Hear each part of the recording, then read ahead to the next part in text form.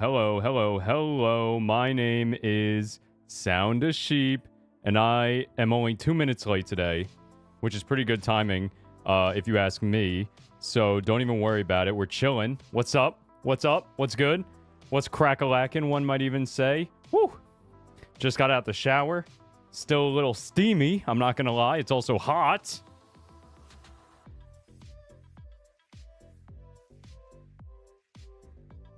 Whenever the first song has that little drop, it's a mandatory requirement for everybody to drop what they're doing and bust down with the rest of us. What's up? What's up? I'm not that late. Chill with it, bro. The only people who call me out are my mods. Nobody else. The only people who ever...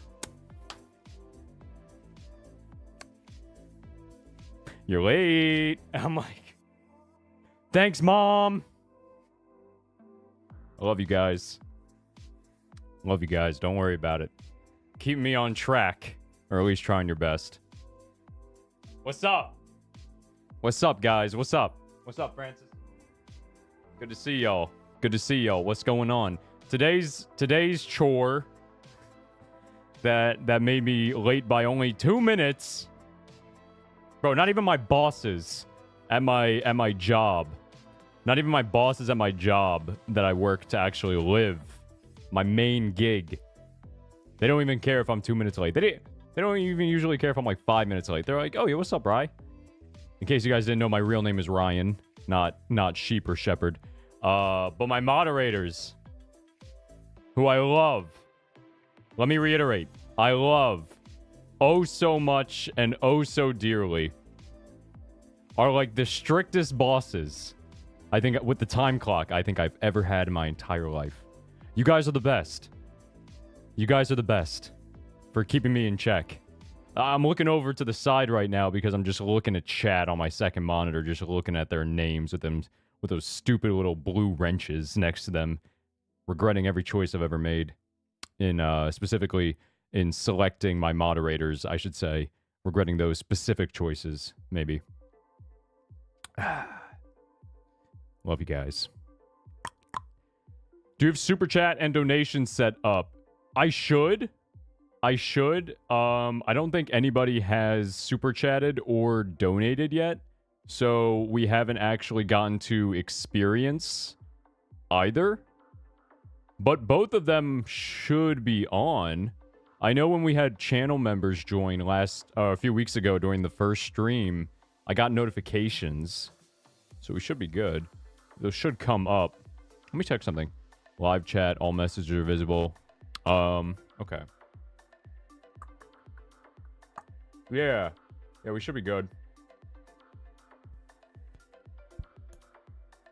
What's going on, guys? How are you feeling? I'm feeling pretty good. Happy Wednesday. It is the middle of the week. It's crazy how fast they go by, you know, but I feel like I say that. I think I said this on stream already, but I've recently been thinking about how, like, it feels with every... Hey, I had a feeling, and it worked! It worked! The notif, the one right here, actually went off. Rev, thank you so much for the... That's a super chat, right? That's a super chat? That's a super chat, I think. Or is this a reaction? Wait. It's the... Okay. That's a super chat. It says, let's celebrate Rev's 5th super chat on a live stream. You mean to tell me, Rev, that you've been out here going around to other streamers' streams and giving them money instead of saving it all for your favorite streamer, Sound a Sheep and Francis? I'm kidding. I'm kidding. Thanks for the money. We appreciate it. Me and Francis, thank you so much, Rev, for everything that you do. And thank you for the $5 super chat. You know I appreciate it.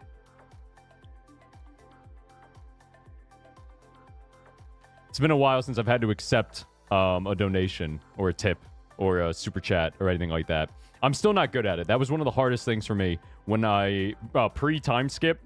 I still haven't made that character development and getting good at accepting money from viewers, but I'm very grateful. Let me say that much. If you couldn't tell by the fact that we've been talking about it for the past 2 minutes already, I don't know what does. Or what will express it. That's hype. That's hype. Thank you so much. Let's see. I don't want to see this. I want to see all messages. Yeah, that's better. Okay, cool. What's going on, everybody? Guten Tag, indeed. Mr. Sheeperson Shepherd is my full name. Thank you for using the whole thing. We'll give more, but I have Wasabi Con at the end of the month, so I'm saving up. Don't worry, Rev. Don't worry, Rev. I'll take. If it was a cent, if it was a mere pence, I would have been happy too. Don't even worry about it. Thank you so much for the super chat. And now we know for a fact that it works, and the notification you saw up here when you super chatted, works as well. That's awesome. What was I gonna say? I was talking about, I think I said this on stream a few weeks ago, but with every single passing year, forget that even actually, with every passing like month, it feels like as I get older, time is just going faster and faster, right? Like, I don't remember the last time where I felt like time was slowing down. You know what I mean? I think it's because as time goes on and as you get older, you are always acquiring new responsibilities, right? Like, once I become an uber famous, uber wealthy, unfathomably, one might even say, wealthy streamer, right? Content creator, specifically, because that's the real goal. I want to be a YouTuber. Not exactly a streamer, but, you know, it's all part of the same umbrella. Once I become a famous, wealthy YouTuber, bigger than Mr. Beast even, obviously going to happen too, making video essays and live streams. But once I get to that point, I'll be able to pay other people to do everything for me. Cleaning, cooking, bathing.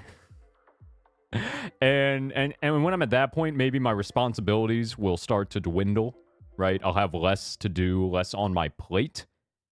But as of right now, it's very clear to me that with every passing year, every passing month even, I feel like I'm getting like a new responsibility, right? So like when I started streaming again, I had to add that to my list. Like I wasn't just working part-time as a server, now I'm also working part-time as a streamer, right? So I am doing like a full, between those two jobs, I am doing like a full-time job in a sense where I'm putting in like a full like 40-hour work week, right? Like a full-time job in the US does.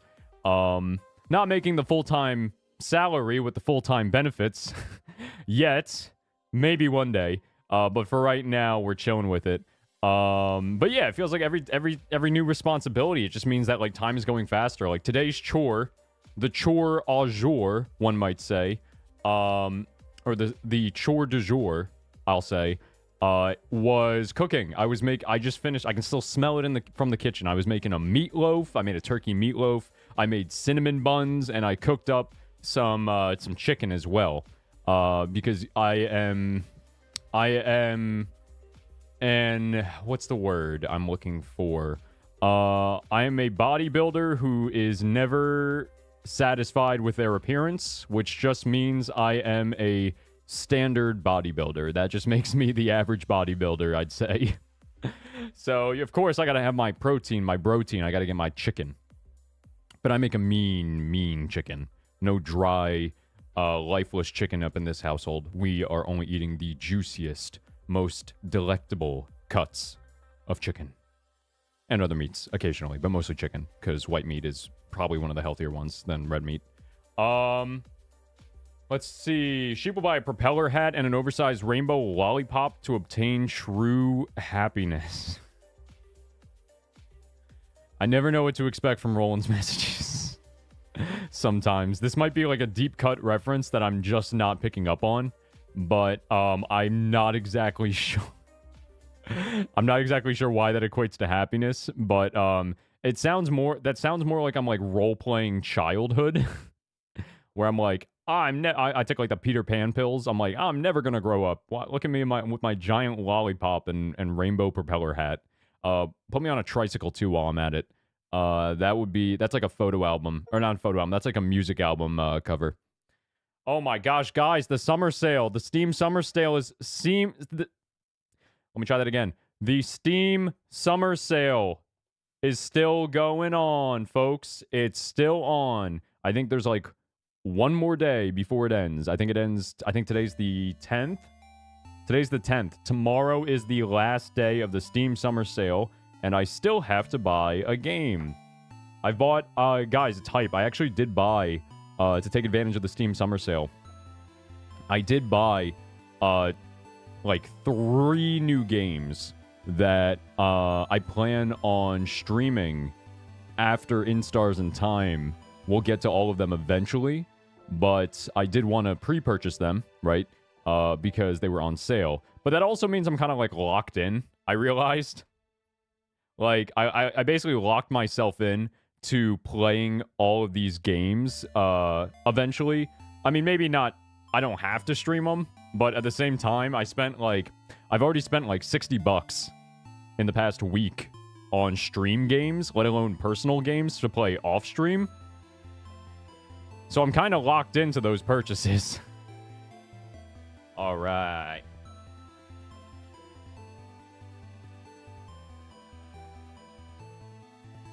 Yeah, guys, tomorrow we're going to celebrate the National American holiday of 7-Eleven. Can't wait for that one. Oh my goodness. Don't mind me. I'm just putting on socks. And you might say to yourself, Sheep, why are you putting on socks? Aren't you in your own household? Like, why don't you get comfortable? Fun fact, when I was living in my mom's house and I was streaming, when I first started streaming, right? So pre-time skip Sound of Sheep, and even when I was in college and I streamed from my dorm, I never, ever, ever wore socks during the streams. We were raw dogging it. I wore pants. I had that much decency, right? But I never actually wore socks because the reason being is that when I would stand up, you wouldn't be able to see my feet, right? Like, if I had to stand up to, like, go to the bathroom or something or step out for a second for whatever reason, like, you couldn't see my toes, my feetsies, right? But now, I have to, when I go to the bathroom or I leave this room, my bedroom, I have to walk to that door, right? I have to walk to that door, and in that process, you can see my feet. If you look ever so closely, you can see my, disproportionately for my body size, large feet. And knowing what I know about the internet and feet, I decided that when I started streaming again, I decided that the best decision for my sanity was to wear socks. So now we stream in socks, and I hate it because when I'm home alone, I never wear socks. We are raw dogging it. Yeah, Piro, Piro makes a good point. Like, if you ever want to get, like, an idea of what game could potentially happen next, you just need to look at my Steam profile page. It's not I probably should set it to private if I'm so worried about making it all a surprise. Like, I like to, like, keep it a surprise, like, what I'm gonna stream next, so it's like a kind of like a big reveal, right? Like, that's fun for me. But if you ever want to just figure it out, you can just look at my Steam profile page. So if you want a spoiler, you can get it that way. If you want to be surprised and when I announce it, then look at my then don't look at the Steam profile. So there should be, like, just basically look at, like, my 3 most recent Steam purchases. Don't look at the one that I'm about to make today, because I do need to what is it? I do need to, like I said, I'm buying, there's one more game I want to buy for myself that I'm don't plan on streaming. And that's gonna, it's called I can just talk about that one, I guess. It's called The Last Spell. It's it's like an indie strategy tower defense game that I really want to try out. People describe it as, like, I've heard it described, I should say, as a cross between Fire Emblem, which is my favorite game series, Fire Emblem, Darkest Dungeon, which I wasn't too big on. I haven't played the sequel because I didn't really like the first game, I'm going to be honest. But it's like a dark fantasy setting. That's where that's coming from. And a roguelike. So it's like a roguelike Fire Emblem Darkest Dungeon game called The Last Spell. The Last Spell. I'm really looking forward to that. So I'm gonna pick that one up today after the stream. Tomorrow marks 20 more days until my birthday. Rev, I have your birthday marked down in my calendar.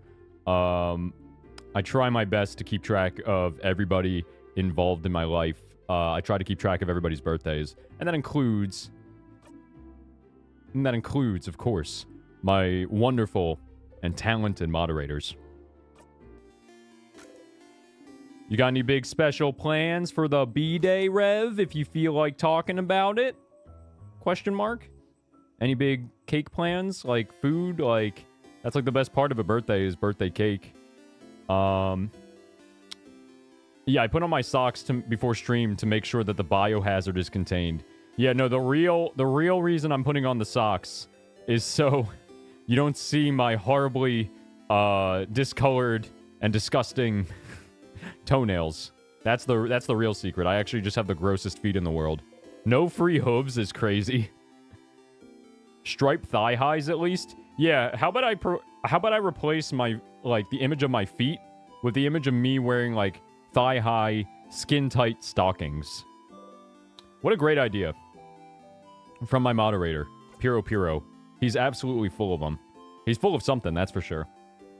All right. Ian weighing into the conversation. Very interesting. Interesting, yes, quite. All right, guys. I should probably give you guys a rundown, everybody watching the stream, a rundown about where we are in the game. I forgot my notebook! I gotta get my notebook! For my notes.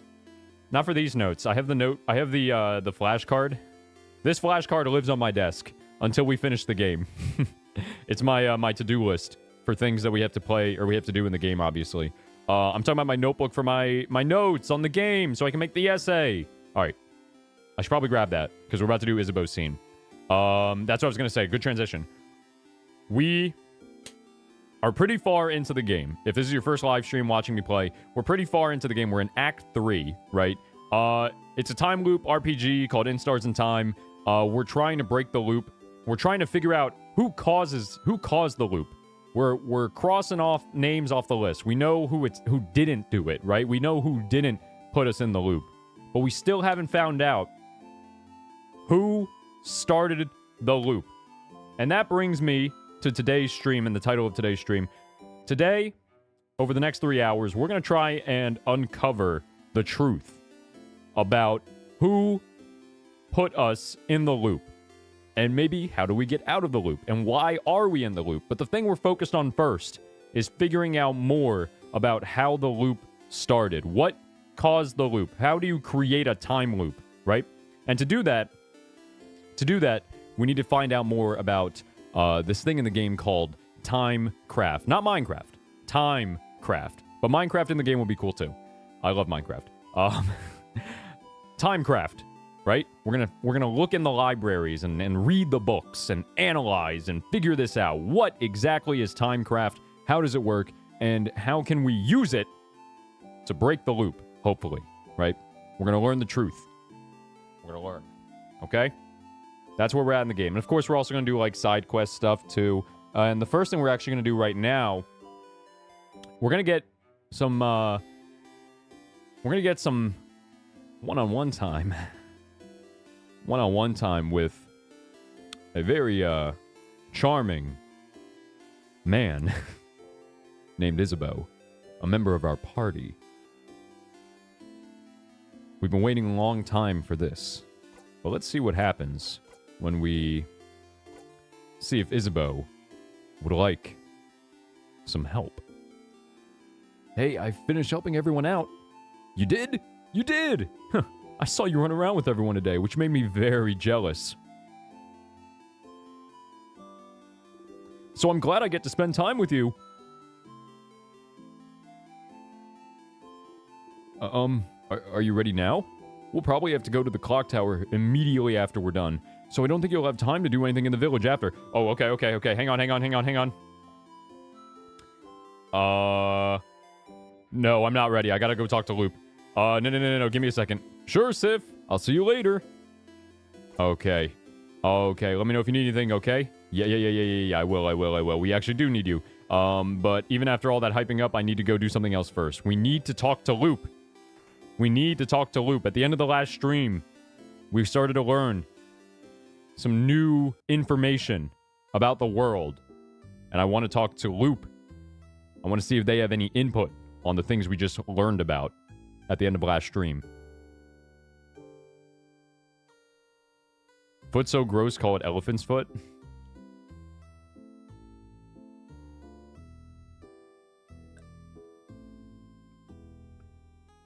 We had this conversation about cake, and you don't like it.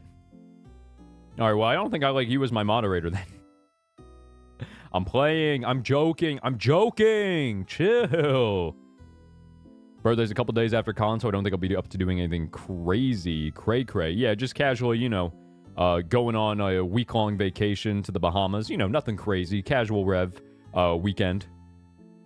Modded Minecraft and Cheap Stream. Paradise. I never really even have gotten into modded Minecraft. And I don't ever see myself streaming modded Minecraft. But I like to let Pyro dream. Hi, Stardust. I feel like I see you pretty often. Are you sure you don't have anything better to do? If I was in your place, which I'm not, I'd spend my time in the house forever, getting stronger and stronger. Anyway, how can I help you on this wonderful new loop? I have so much to... Really? There's no new dialogue options? Wait, maybe if I select one. Let's talk about something first. Sure. What do you want to talk about? Oh, interesting. Our nickname. Why Stardust? Because you're what's left, I suppose. What's left? What's left of what? And because it's a cute nickname. You're my little Stardust. My little cutie patootie Stardust. Ew. But just say you don't want to answer, it's fine. But it's so much fun to annoy you instead. My moderators. Distracting people with puns and jokes is the best way to evade stupid questions. Yeah, you can relate. True. All right. That's all we can talk about. What should I do next? You're doing so many different things. What do you need help with? You need help on how to... I don't need help, everyone. Find out more about the king. Find more about the loops. Never mind, actually. Find more about the king? What should I do now? I need a refresher. Nothing, actually. What should I do now? So you talk to the king. Seems like he's using some type of craft called Timecraft. Freeze people in time, huh? Timecraft. I don't know much about it myself. But as always, if you need information about something, you should read a book. Maybe ask the librarian in the Dormont Library. She might know something. That's a woman? I've been giving them this voice. Well, I guess that works for a woman, too. Whenever I talk to them, I give them this voice. I suppose that it works for the librarian, even if they are female. About the king, nothing actually then. We just need to read the book in the house in the room with the candles. Should be the first floor, I think. We need to get the sharpening stone again anyway, so that's fine. We're gonna go to the first floor after we help Isabeau. Let's see. Help everyone. We know about that. We're about to do that. We're actually about to finish that quest. Find more about the loops. Never mind, actually. Wasn't there... hang on. Never mind, actually. What do you need? I had a question about... Mirabelle statue, we did. We saw God. Isabeau hasn't gotten their confession yet. There's this book fan. Wait! Yeah. Look at all these new things I've been talking about. All these side quests. Okay, hang on. We gotta go through these.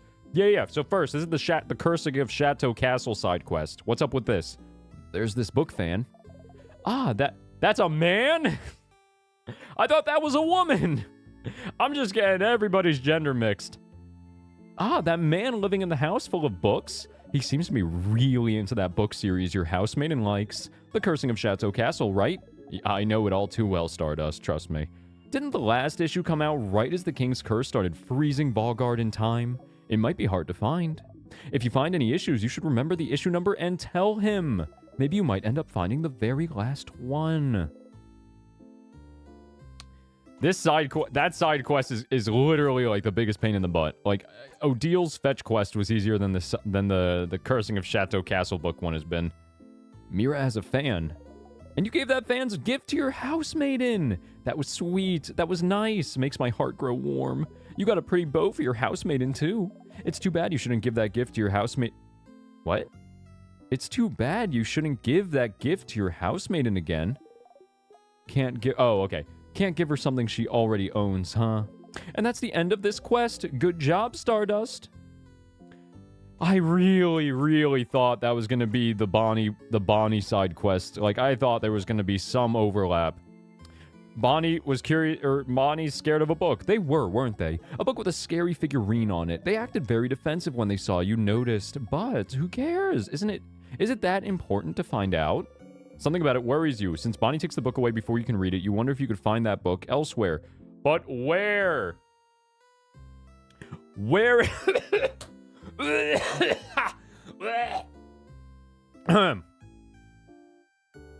But where? Where is the book?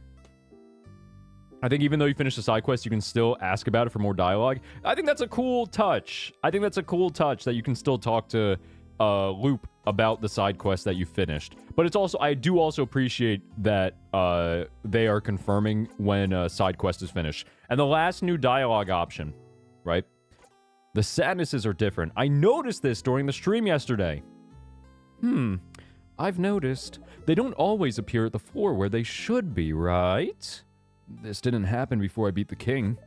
They did not. Is it because you beat the king? Is it related? No theories? None. But hey, variety is the spice of life, isn't it? Teehee. I don't like that answer. I'm not gonna lie. I want to know more about that. I know what I should do next, so I guess that's all I need to talk to Loop about for now.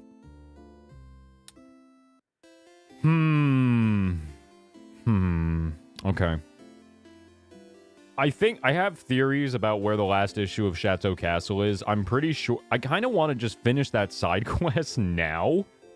Because I'm pretty sure it's behind one of the optional incorrect paths you can take on the 3rd floor. So that means we have to waste a loop in order to get to it. I know we've seen issue number 100. Did I get the long thingy thing this route? Well, actually, I don't think it matters, too, because as soon as we're done Isabeau's story, before we actually try and progress the plot, I want to see if I can wrap up these other side quests, because I feel like one of them is going to connect to what Bonnie's book thing, with the Mawudu scary figurine that I keep having, like, a migraine about every single live stream. And we need to find the carving area, too. Right. What am I going to do first?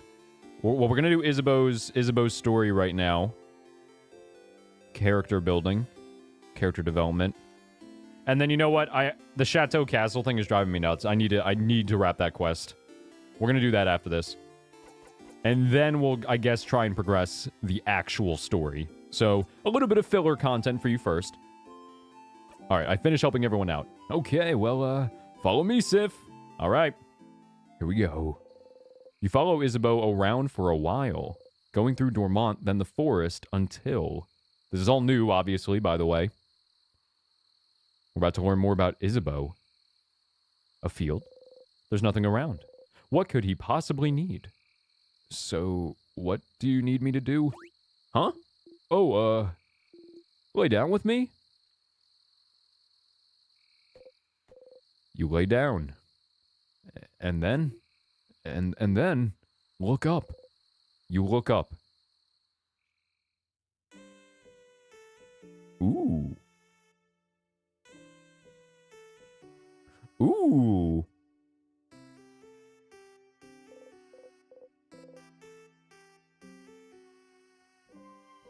Stars, stars, stars all around you. Yo, hang on, crank up the music. Hold up. This is a nice song. I think this actually might be my favorite song from the game. We've heard it before, and we're about to hear it again right now. You inhale sharply. You know, when you asked me if I needed help earlier, I wasn't sure what to say. I don't really need help with anything. And I did all I needed to prepare for tomorrow and stuff. But I saw you run around and help everyone today, and that seemed kind of fun. And so I thought, Sif's making sure to help everyone today, but I just want to hang out with him. And so, that's it. That's all I want you to do today. Let's just hang. Oh. What a cute twist. Oh. Why stars? Oh, so you know how you say this word when you're annoyed or something bad happens? I don't know what language it is, but I always thought it was like a swear word. Like crab? And I looked in a few books, but I couldn't find the word anywhere, and I got really curious. And one day I heard someone else say it. So I asked them, and they said it means stars. And I noticed you know stuff about the sky. You talked about planets once and the sun, like you really knew what you were talking about. And sometimes, when we slept outside, you'd spend most of the night looking at the night sky. And I thought that was interesting because I never thought about what's up there before. But, so I thought maybe, like, you'd like to see the stars together? Or just in general. What a cute date idea.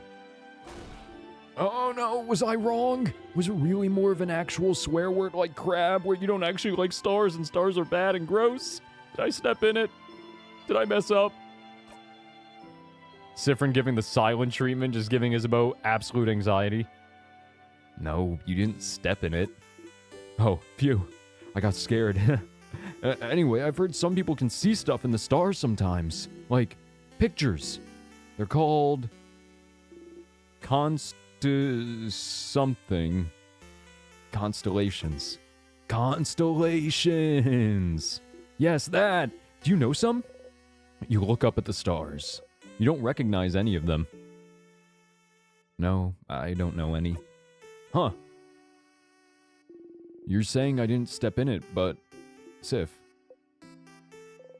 Change the subject. No, you're fine. Ha ha ha. Awkward laugh. Tell me something? Something? Something about you. Oh, okay. Gotta get to know each other on this date. Well, okay, you know I'm from Jouvant, right? I've lived there my whole life. It's a nice big city. More than one house, too. Way bigger than Dormont. Big enough that you don't know the life story of every person you see. Anyway, you might think it's surprising. I don't know.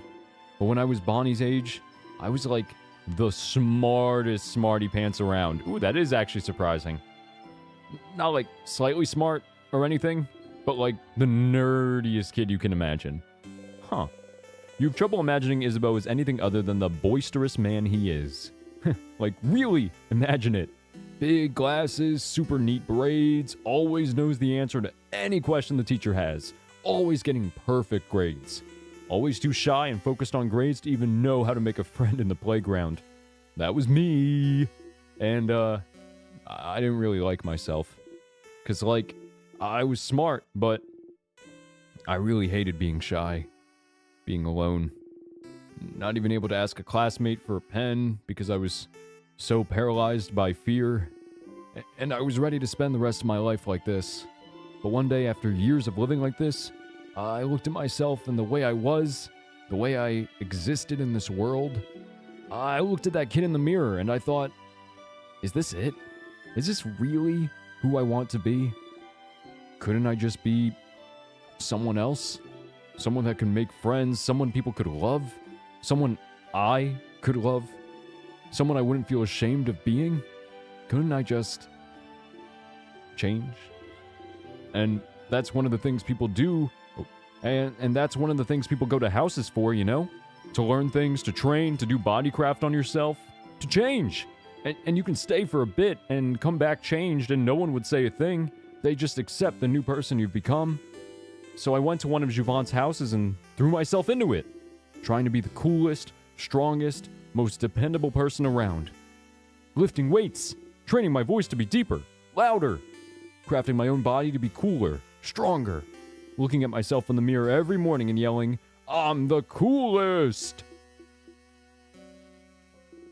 Change is destruction, you know?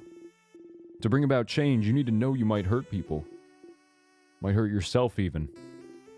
So you always have to be careful and think about whether the destruction you bring about is worth it. I decided it was. So the person I was before, I made them disappear. Killed them with my bare hands. Made sure they never, ever come back. So I could live. It sounds so bad when I say it like that. The kid I was before is still here. I just grew around them to protect them. Building an armor until it becomes the real thing. So I could become someone strong. Someone outgoing. Someone comforting to be around. Someone I would have liked to know before. It doesn't matter that much. I'm here, is what I mean. And I love myself so much more now than I did before.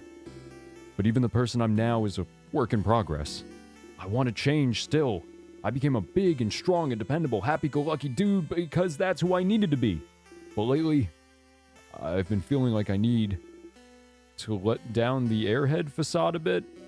Act less stupid, that sort of stuff. It doesn't feel great when people think I'm stupid just because I act a certain way. So I might change again soon and become someone slightly new. That sounds cool, right? Oh, you never knew. Isabeau wanted to change to become someone else, and he did it. He must have worked for so long to make his wish come true. I might change to be a mix between a jock and a nerd. Balancing it all, you know? So you'll change into a jerk? Or into a jerd? So you'll change into a knock. I think knock sounds better. More like a jerd. Okay. Sounds better, doesn't it? No, it doesn't. I just said it doesn't. Better mouthfeel. They both sound bad, Issa. No, don't say that. You can be a smart jock. You can be a buff nerd. You can be a buff nerd. Oh. You can be a bird. You think I'm buff? You think, bro. Just look at you, bro. You're built like a wall. You quickly look away from him. Ooh. Anyway, after we beat the king tomorrow and go our separate ways, I'll just change into someone else. Someone who can be both strong and smart. Both at once. What a concept. Doesn't that sound like someone cool? Doesn't that feel like someone you wouldn't feel ashamed of knowing? Ashamed of knowing? Is that what he thinks? Issa. Yeah, Sif? I have never felt ashamed of knowing you. Not even a little bit. You're gonna make me blush, Sif. And, well... You know I feel the same, right? You're like, maybe the coolest person I know. You know that, right? And I really like spending time with you. When we hang out, I always discover new things, like cool theater stuff, or even just something new about you. And I like how you always have a pun ready for any situation. How you breathe in this specific way sometimes, and I wish I could breathe with you to make you feel better. And I like the way your face looks when you eat your favorite foods. And I want to know more about you. Talk with you more. Laugh with you more. And I... You can't look away from him.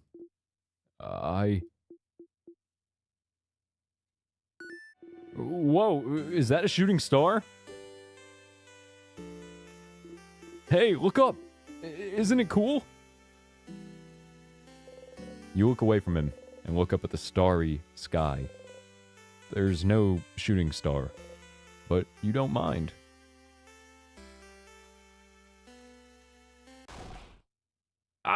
Ah!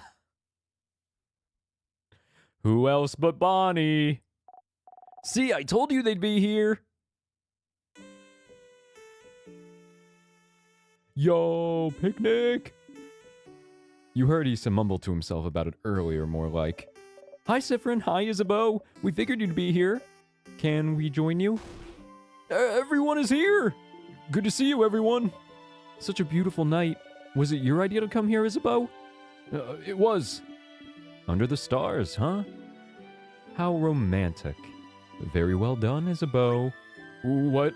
No, it wasn't romantic at all. Just a pal's outing. A buddies hangout. I, of course, would bring any one of you here. Uh-huh. I brought our food so we can eat here. A nightly picnic. Oh, I can smell samosas. Yummy. Yeah, I made a lot. Friend, take one. Take two, even. You deserve it. Siffrin sure worked hard today, didn't they? Thank you for your help earlier. You jump. Yes, thank you, Siffrin. You've been a great help today. Friend taught me how to fight. I'll be able to help you tomorrow. Ooh, I'm looking forward to it, Bonnie. Za, did Friend help you today too? You freeze. Did you?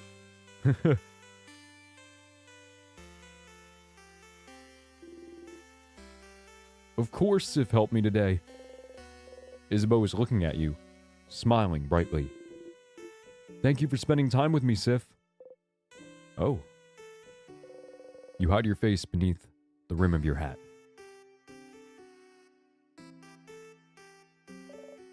How wonderful. Thank you, oh great helper.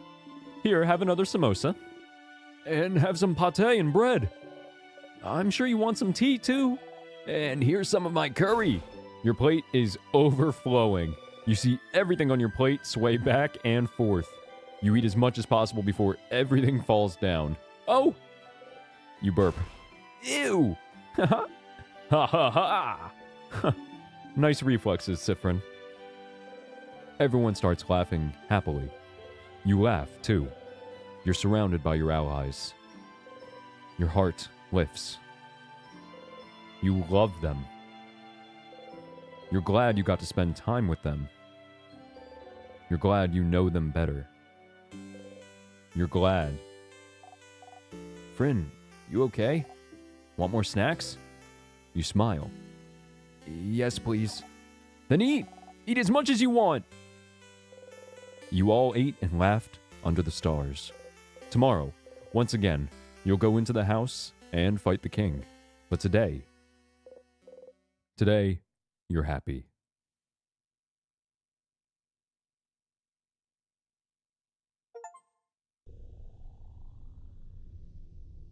Yo, bro. That John was crazy. Anybody else get some of them goosebumps, some chills on the arms, maybe?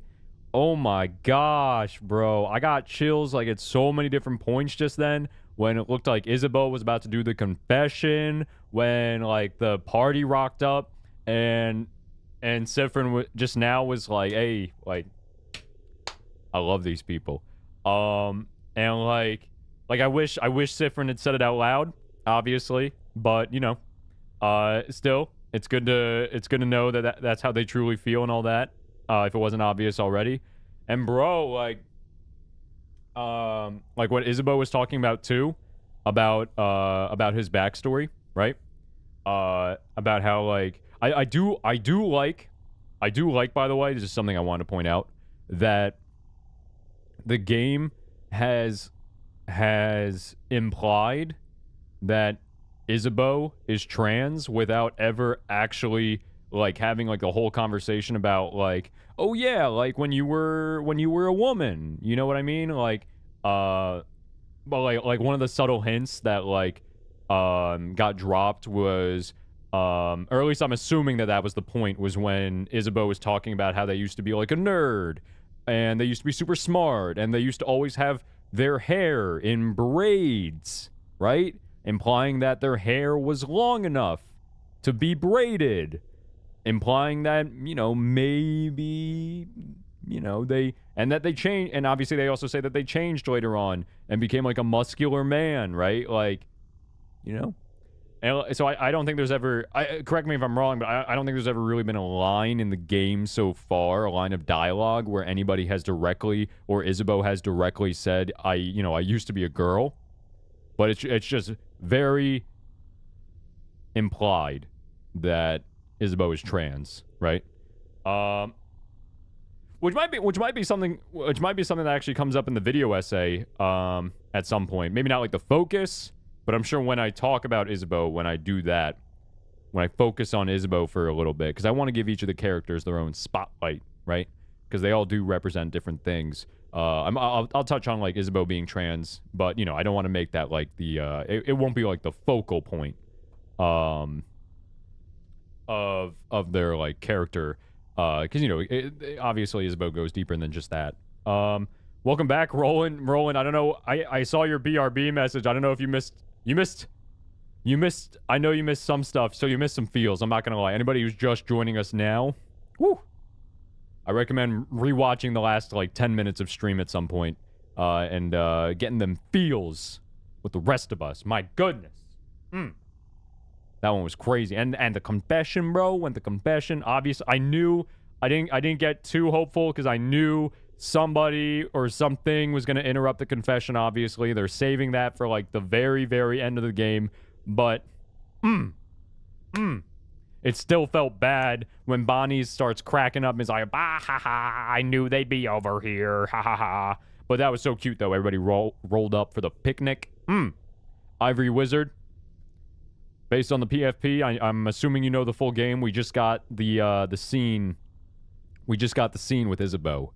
After we help Isabeau and everybody else, and we just saw that whole thing for the first time. That was very, very touching. Probably like the most goosebumps I've gotten while playing the game yet. I was like, ooh, I'm feeling things, ayo. And it's not just with with the tension, with the romantic tension between Siffrin and Isabeau. I was feeling the feels.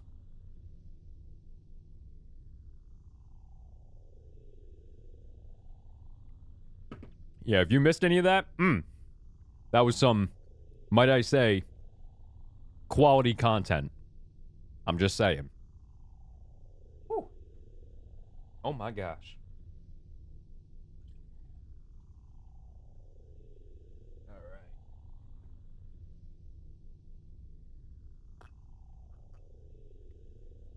And I just want to say this, in case you missed it. I was going, personally, IMO, I was going ham on the voice acting. Like, Isabeau is the easiest voice for my deep voice to do. But I was going crazy on it. I was in there. I was in character. You had a nice time yesterday hanging out with Isabeau under the stars. You got a memory of stargazing. You'll always remember this. Hi, Stardust. I didn't want to interrupt before, but you got a new memory. When equipped, Memory of Stargazing boosts all of your fighter stats by 30. Wow. Your fighter also learned the skill, We Will Win. We Will Win is amazingly strong. When used, it boosts everyone's attack, defense, and attack speed for a few turns. It's so strong you'll only be able to use it when you and your fighter have had this exact conversation. So if you loop back to Dormont, you'll have to talk to him all over again. Remember that, okay? But hey, Stardust, it was nice, wasn't it? Hanging out with all of them yesterday. They love you now. Wait. They love you now. They didn't love me before? Your bond with them is stronger now. Oh, isn't that neat? It is neat. You don't want to have to loop back to before you spent that time with them. What would happen if you stayed with this version of them until the end? If you went through the entire house without looping ahead, beat the king, and saw the head housemaiden with them, would anything happen? Would anything change? Time to walk all the way up and beat the king.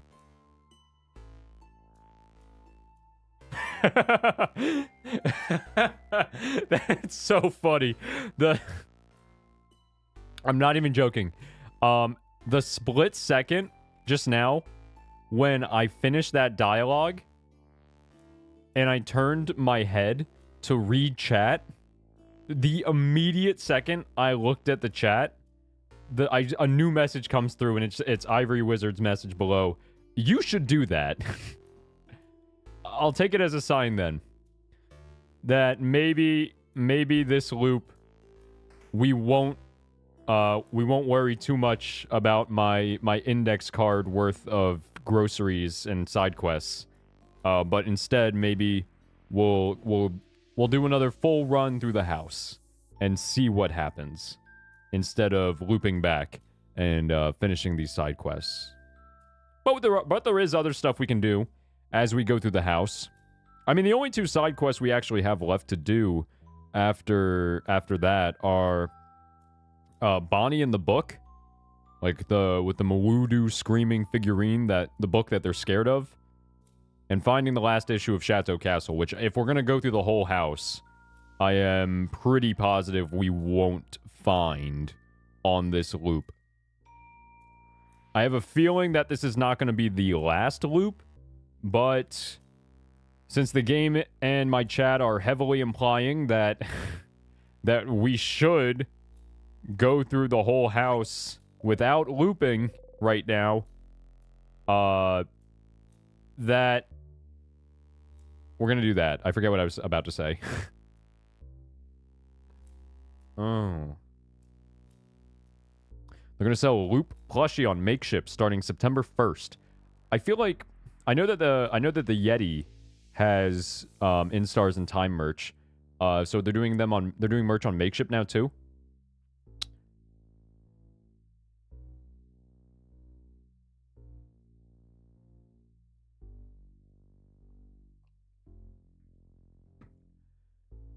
I like that idea about changing the Mirabelle Encanto doll and making it into a Mirabelle Instars and Time doll. I see what you mean. They're limited edition. Get the wallet!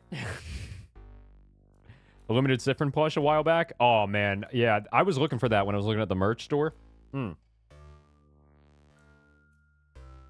sure the Siffrin plush goes hard. Okay.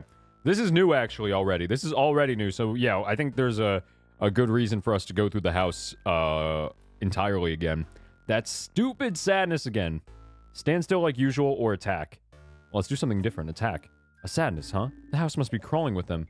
Okay, everyone, let's, you strike. So annoying. You have enough of all those stupid sadnesses standing in your blinding way. Always here, always getting in your way, always slowing you down. Why won't they all die? And Siffrin's having a mental breakdown. All right. That's new. Not dead yet? You strike again. Not dead, not dead, not dead, not dead, not dead, not dead. There we go.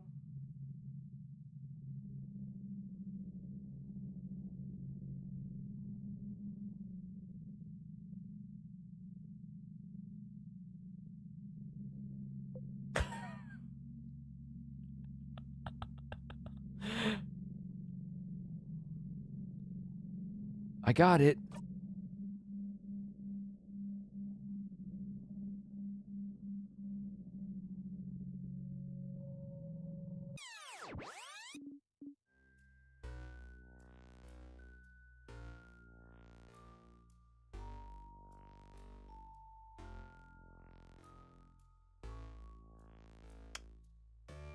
Huh. I won't lie, I wasn't expecting such a dark scene after our wholesome stargazing scene. A little unexpected. But I don't think that actually happened. I think that that was in our head. A sadness, huh? The house must be crawling with them. Okay, everyone, let's don't get overwhelmed now. Okay. Here again. Stay silent and skip. That's crazy, bro. What the heck? Okay. Okay. I'm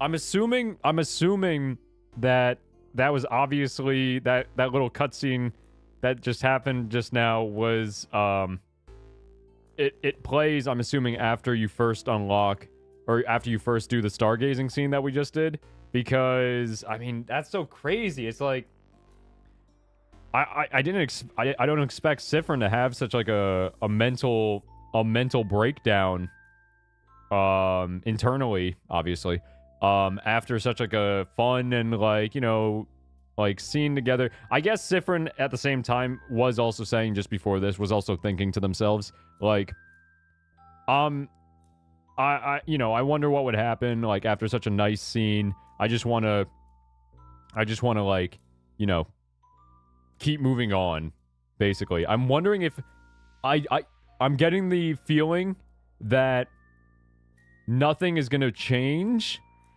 but Siffrin obviously wants it to change and wants to move on together with his friends so he can, like, you know, kind of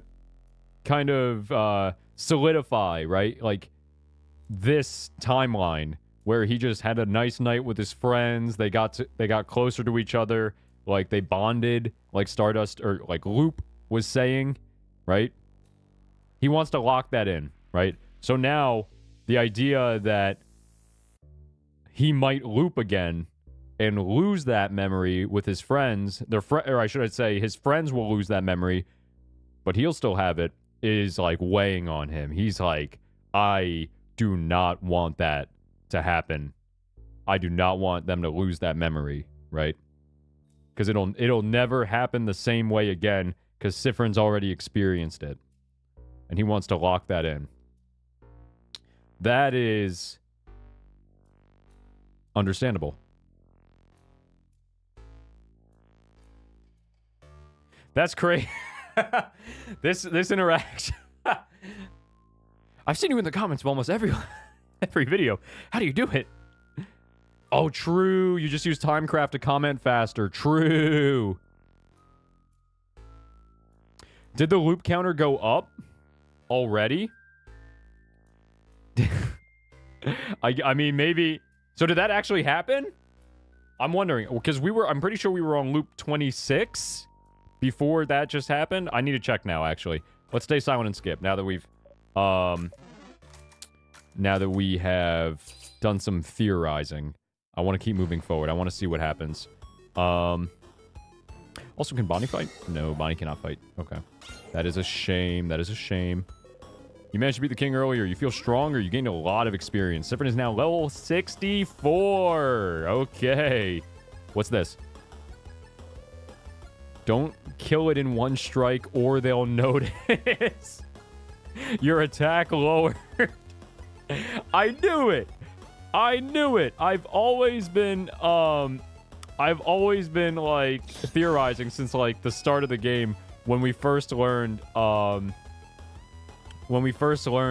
that Siffrin will always maintain the same level of experience. I theorized that eventually the rest of the party would notice and say something about it. So it looks like Siffrin also realized that, and he's gonna prevent it by nerfing himself. Oh wait, this is already different. Is everything gonna be different through this run? I was not expecting this change. Siffrin? You jump and laugh awkwardly. Take the lead, take the lead, take the lead. They're all counting on you. Don't scare them by acting weird. Okay. You got a memory of sadnesses. You'll always remember this? When equipped, sadnesses will flee from you. No way. That's crazy. Memory of victory. Oh, I guess we don't need that. Well, we have memory of sadnesses. They're scared of you. Sadnesses will flee. Oh my gosh. That's crazy. Wow. All right. Let's do... I guess we'll do memory of stargazing. Oh my gosh. How strange. Looks like, does everybody have, besides Siffrin, memory of stargazing and memory of secret quest? Yeah, I guess everybody now has the, their I don't know what they're special memories. I'm not sure how to refer to them. Let's go. Oh yeah, they're running away. Oh my gosh, that's crazy. Wow. Also, I like that they're running away. That's gonna make this so much easier to go through the house. Save your progress. Yes, you close your single eye. So if I save now, will this be loop 27? We can overwrite. Actually, no. Let me create a new save file. Hang on. No, it still says loop 25. Yeah, it still says loop 25. So this is still the same loop itself. Your one scary rogue is right. You've ever said it aloud? Alright, so...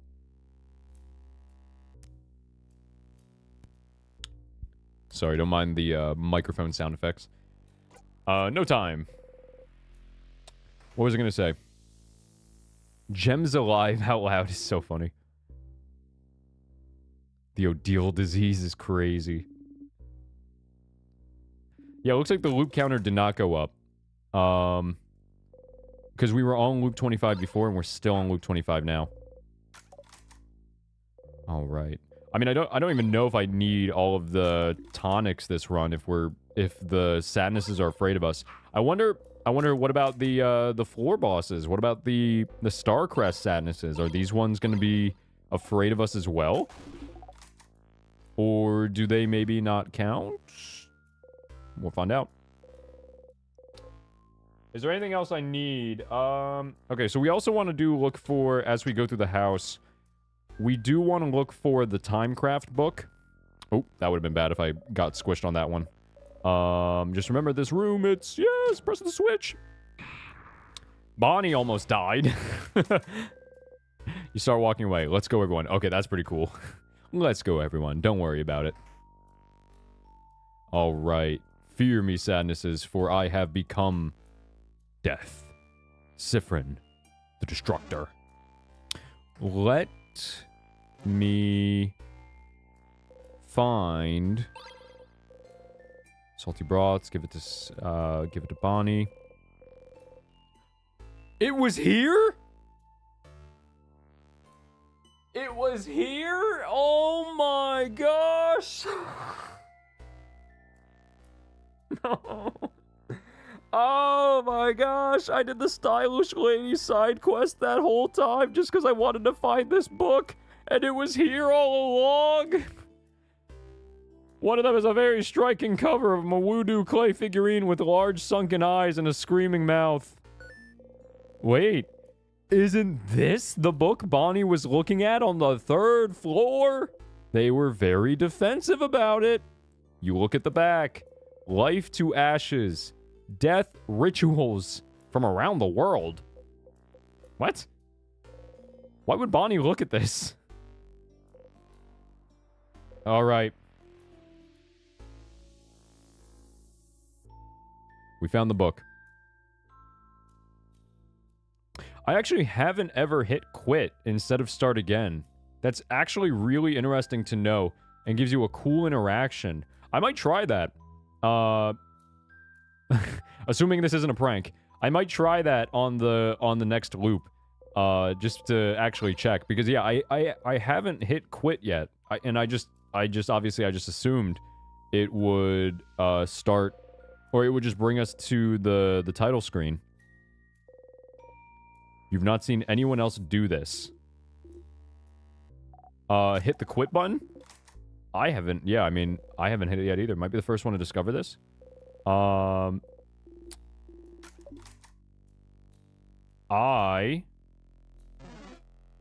am assuming that you're talking about the quit button, or you may be talking about the Mawudu figurine book that I've been looking for this whole time, which we have now learned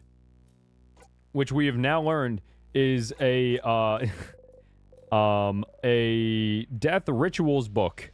I don't think there's anything in the... Actually, wait, no, I am going to go into the closet because I want to see, is there a new interaction with the cracks in the wall. The hole doesn't really bring you anywhere. Dang it. We'll find out eventually. And I know for a fact this won't be the last loop, because I know this won't be the last loop because there are still so many unanswered things to see in the house. Like on floor 3, there's the open phrase. There's the other open phrase door that we haven't found out the phrase for yet. Okay, wait, is this gonna be the same? Do we have to fight this one? Yeah, we still have to fight this one, okay. Even though we have the Memory of Sadnesses equipped.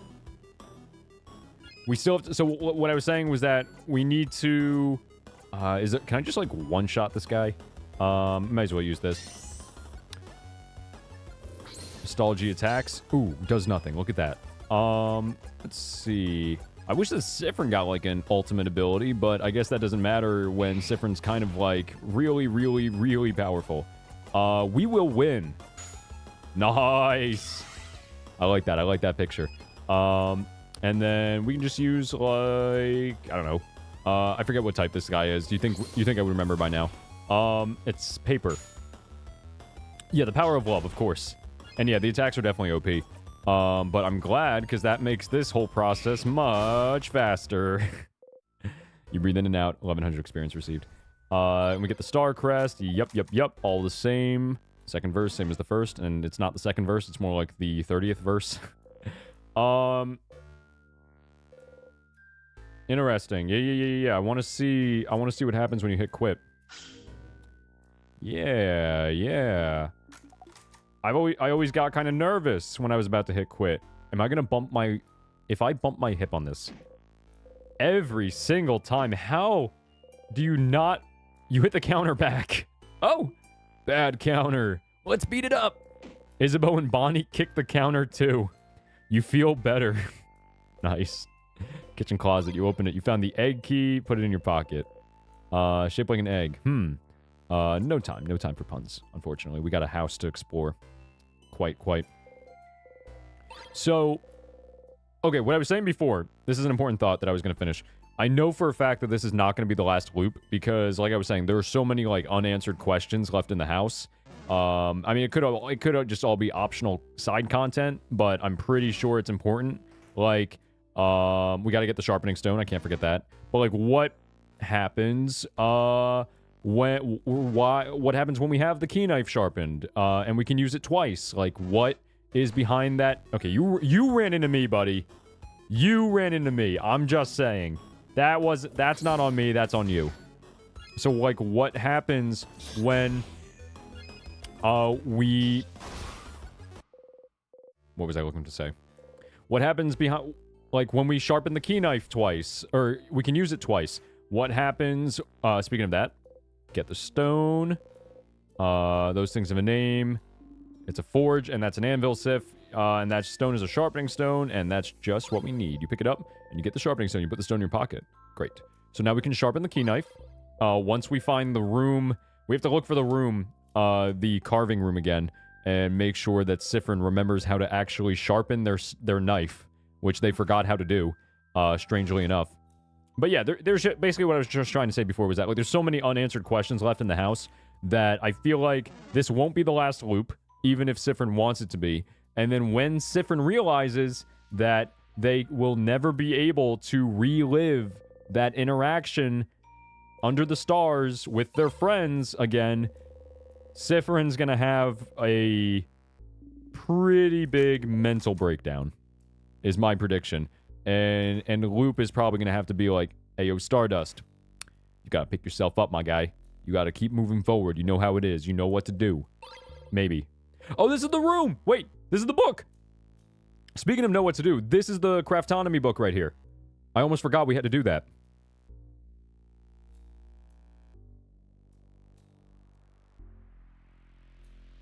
Yep, Act 3.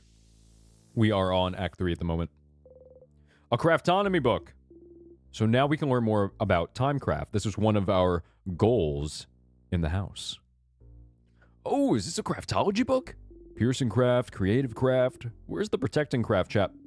It's a Craftonomy book, not a craftology book. This one is about the study of craft, not your fortune. A book about the study of craft? Could it have any information about Timecraft, maybe? Why would I stay silent? Does that Craftonomy book have anything on Timecraft? Timecraft? What for? It is related to our situation, isn't it? With the king? We don't have it. Or we don't have time. What's Timecraft? I don't know what that is. Should we have a crash course on Timecraft then? Ugh, fine. Odile flips through the book. Tell me. It does have a section on Timecraft. Alright, so Timecraft is, as the name implies, the power to wield and craft time itself. It's a type of craft that's been hypothesized to exist for decades, but its existence has never been proven. Until now, right? Stopping time, that's what the king does, right? So the king is using Timecraft. The king most likely is, yes, which would make it the first time in history someone managed to harvest that power. Outside of stories told in family tales, that is. I've heard scholars outside of Valgard are really excited right now. Timecraft confirmed to be real! So they're happy because he froze people in time? Well, it's more complicated than that. Morals aside, it does change everything we knew about Timecraft. Think about how Timecraft could be used. The king is only stopping people's time, but it could be used for many other things. It could be used to hasten or slow people's time too. Maybe make people's bodies younger or older. Maybe make buds grow into trees in an instant. Worst case scenario, it could be used to change history itself. Crafting time to go back in time and change history? Whoa! The possibilities are endless and terrifying. Definitely not the kind of power you want in someone's hands, and definitely not someone like the king. And correct me if I'm wrong, but crafting time wouldn't be like crafting clay to a specific shape or crafting a sword. Those are easy enough to do and won't tire you out, but crafting time? Something as basic and essential as time? Wouldn't it ask for immense amounts of power? Exactly. Crafting clay barely asks for any power from the user, but crafting time, it was theorized that crafting time, even to pause time for a single second, would probably kill the user immediately. Huh? Kill them dead? Kill them dead.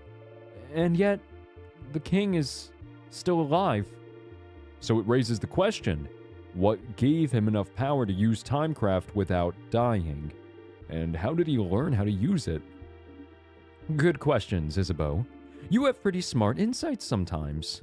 I sure do. Because he is smart, deep down. Timecraft is what the king uses, and it's dangerous. Got it. I suppose talking about this was useful. I'm surprised you're curious about this, though, Siffrin. You shrug. Odile's onto us. Timecraft, a type of craft that allows the user to control time. Isn't that what you and the king have been using? But neither of you should be able to use it. Using it would ask for immense amounts of power. So then, what gave you this power? Maybe you should ask the king about this. But what if it isn't enough? What if he doesn't want to tell you anything about Timecraft? You've talked to the king and the head housemaiden. Are those really the only two people that would know anything about the loops you're stuck in? Who else could you talk to about the loops? To theorize. Oh, wait. There is one person. And I wonder, maybe, can we talk to her now? You make the secret hand sign and think about talking to Loop. You close your eyes. Hello? Loop speaking. Thank you for calling. How may I help you? What should I do next? Let's talk about something I had a question about. Let's talk about something. Well, I'd love to chat, Stardust, but you have other things to do, don't you? Come by and see me anytime. We'll have time to chat about whatever you want. Okay. Maybe I had a question about... Miracle statue at the end. Isabeau, Bonnie was looking at a book. There's this book fan. How do you know how to fix a knife? Come on! What should I do next? You're doing so many different things. What do you need help with? Find out more about the loops. I don't think I don't think these are gonna actually... I need to... come on! No! Okay. Okay, fine. Fine. Talk to you later, Stardust is right. Oh, man! Thinking Time, is that the name of the song we just heard during that, during the Craftonomy book thing we just did? That was a good song. I like that song. Yeah, Sifrin, after realizing you can talk to the person named Loop about the loops.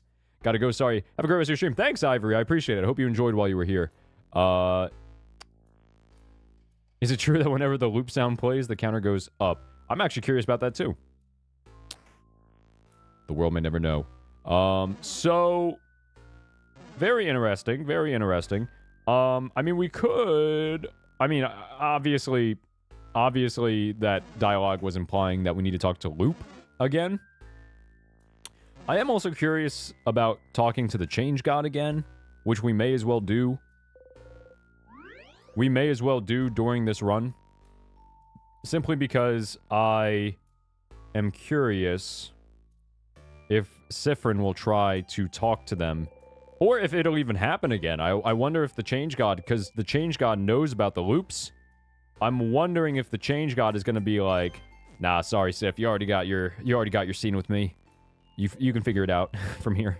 I'm like, oh, okay. This feels so good crossing stuff off the list. I just crossed off look into Timecraft. And now we've learned more. A sadness seems to be guarding. Yep, all the same. All the same. We're gonna one-shot this guy.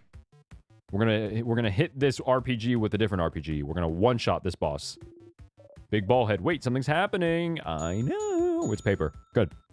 We should be able to kill this thing real quick. That was a paper sign. Does it mean something? We can probably assume that's current craft type. If you need help, Sifrin, let me know. I think I've done this a fair amount of times. I think we'll be A-okay, but thank you.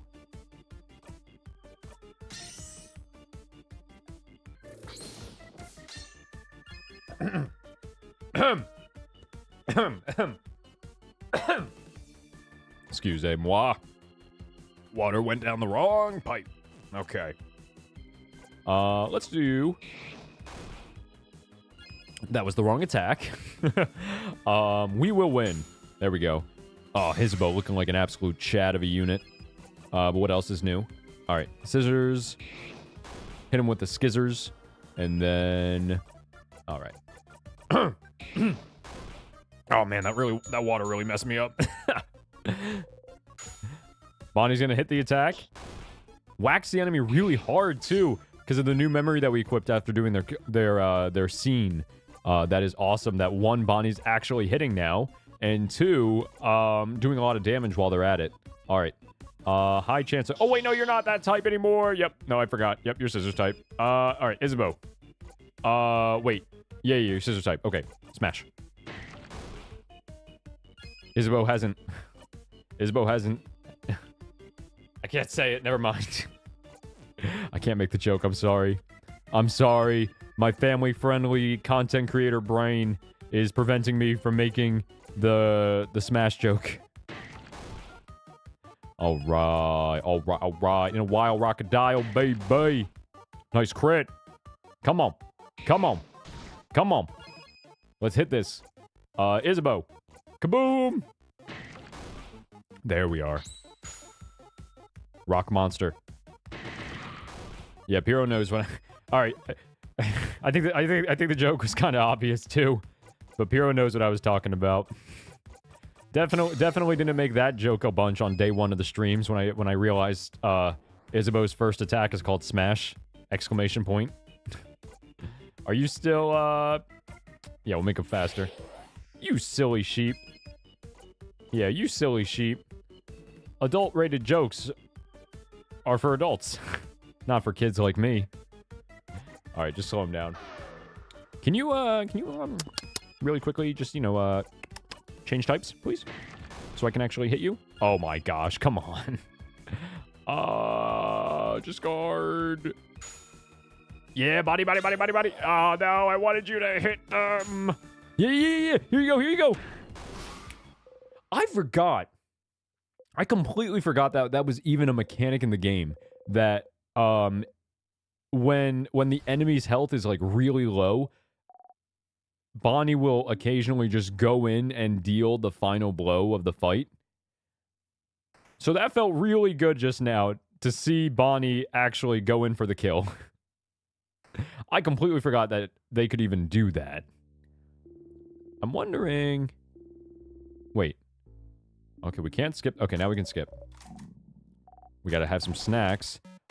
Is the dialogue gonna change now that we know, what, Bonnie's favorite food is? Plantain chips? Also, is not bananas. Yup, all the same. Boring but delicious cookies. And the food I'm not gonna even try to pronounce. Choose which one you want. Don't worry. You know what the best ending to this run would be? If I accidentally fat fingered the pineapple slices on floor 2 and Sifrin's allergy kicked in. Let's do the onigiri. I said it right, I think. Just, you know, I think we're all stuck in a time loop because I'm just I think we're all stuck in a time loop because during every single stream I forget how to pronounce that word. Onigiri. Onigiri. O-ni... Or is it O... Every time you... Yeah. I said it right? Onigiri? Onigiri. Onigiri. That's not how you say it. Onigiri. Onigiri. Onigiri. Onigiri. Onigiri. Onigiri. I said it right. Okay. Yeah, I'm ready. Onigiri. I just gotta think about it in One Piece terms. We're not going Gear 5. We're going Onigiri. Ha ha ha ha ha. One Piece reference. One Piece referenced? Onigiri. I'm pretty sure the carving station, the carving area is on floor 2. So, at least on this loop, we're also going to learn how to sharpen the knife. We're going to learn how to sharpen the knife. Some school books, mathematics. Still am on the lookout for the final copy of Chateau Castle. But I don't think I'm going to find it. Onigiri. Speaking of One Piece. Famous last words. Speaking of One Piece, I did, so I did actually finally set up my VR headset yesterday, right? This will connect to One Piece. Just follow me on the story. So, it's a cool story. My mom, at least a cool story in my opinion. My mom, her company a while back, like I easily, like at this point over a year ago, right, gave her an Oculus Quest 2 headset for free, because I think they were like, I think that she got it at like the peak of like, I'm just assuming like, you know, like, the VR,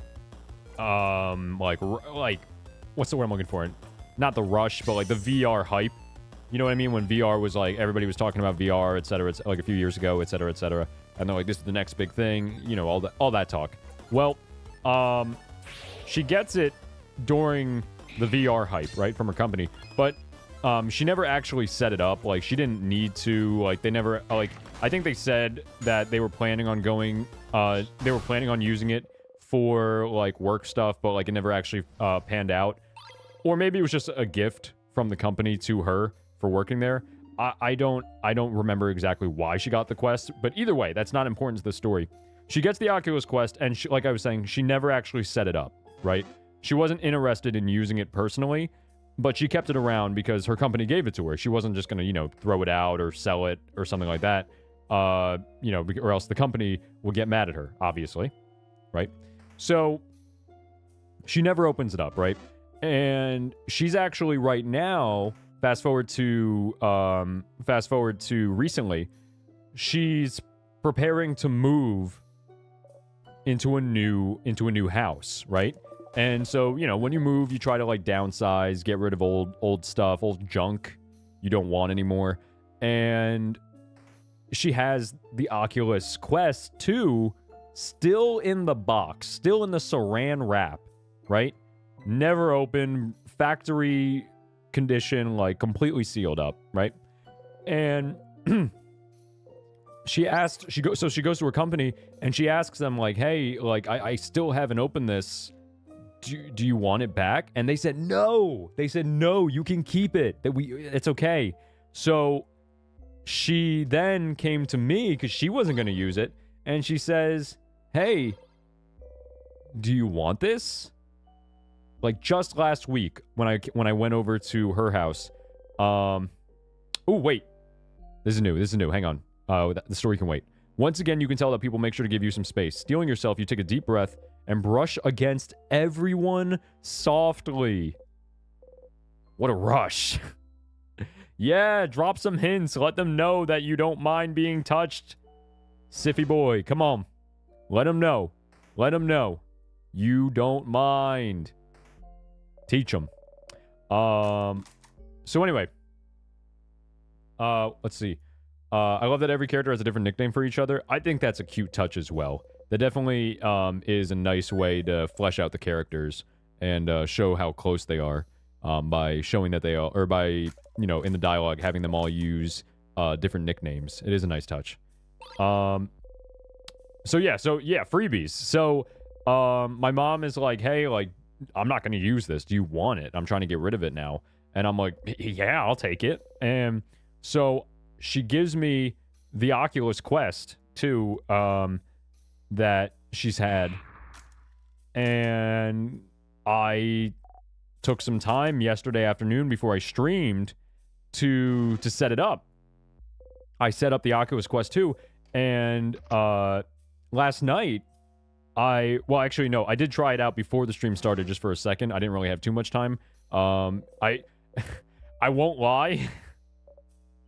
I didn't explain yesterday fully why I was 5 minutes late for stream. I just said, you know, I had to do my chores, which is true. I was busy doing my chores. But the reason why I was busy doing my chores right before stream started was because I spent like an hour like setting up the Oculus and then messing around with it, right? And so after stream last night, I wanted to mess around with it more. And I started like watching like YouTube videos, right? Like because I've never really experienced VR before. Like I've had like I could like count on my one hand like how many times I've like done anything in VR before I opened up the Quest yesterday. And so I was like having like a field day. I was like, oh my god, this is so cool. Like I can't believe I've been like sleeping on this whole time. Like this is crazy.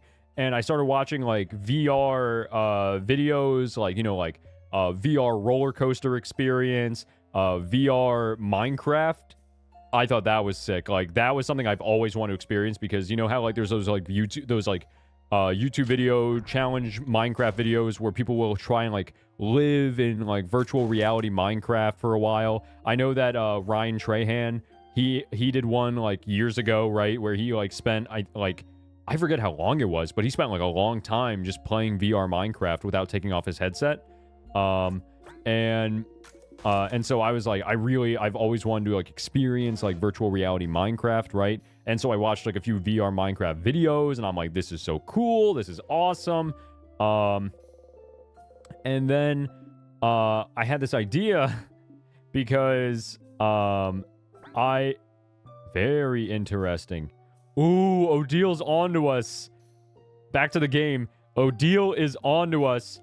She's now realizing that somehow we knew about the Paparazzi family tale back in Dormont, and now she's learning that we may have learned it from here. If it wasn't obvious enough, once the party realizes that we're looping, that we're in a time loop, Siffrin specifically, Odile is going to be the first one. Odile is definitely going to be the first one to say or like realize and make the connection if they haven't already noticed. Like, you know, between like this and like us knowing about or us interested in Timecraft, Odile's definitely going to be the first one to point it out. Sussrin is crazy. You look away. Did you know there is a sus achievement? Dun dun dun dun dun dun dun dun dun dun. You know what's crazy too? I actually I know Among Us VR is a thing, and that's actually something I've wanted to try out for a long time. So now that I actually took the time to set up the Oculus Quest, I think I am finally gonna bite the bullet and buy and play VR Among Us. Because now I finally can. But anyway, so yeah, I was watching like roller coaster videos, Minecraft videos, all in virtual reality, and then I had this. Something struck my head, or my mind. I guess struck my head works as well. Something struck my mind. I was like, yo, what is the? I'm not even kidding. I've said this before on stream, and I'll say it again. What is the only show? Asterisk, the only show I've been watching for the past year. One Piece. Please tell me that there is, this is what I was thinking to myself last night. Please tell me there is a One Piece virtual reality game or like video even that I can play. So I look it up. There is a One Piece VR game that came out back in like 2018, right? So it's a little old, but still it is what it is. You know what I mean? I'm not against playing that. So I'm like, yes, I can join the Straw Hats. I can be on the deck of the Sunny. I can meet the Straw Hats. I can hang out with them. I'm on top of the world, right? When I find out that this game exists. And then I read, I'm like, where do I buy it? How do I get it? How much does it cost? Take my money. I'm like Fry from Futurama. I'm like, take my money. And I look at where I can buy it and how much it costs. And you want to know? You want to know where you can buy it?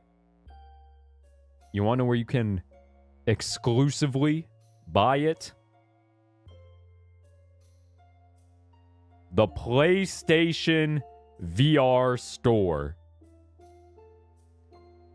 The One Piece VR game is a PlayStation VR exclusive.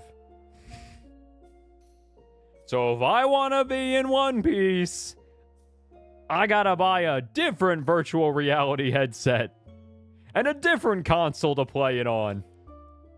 So long story short, moral of the story, joining the Straw Hat crew is gonna take me a little bit longer and a little bit more money than I had originally hoped.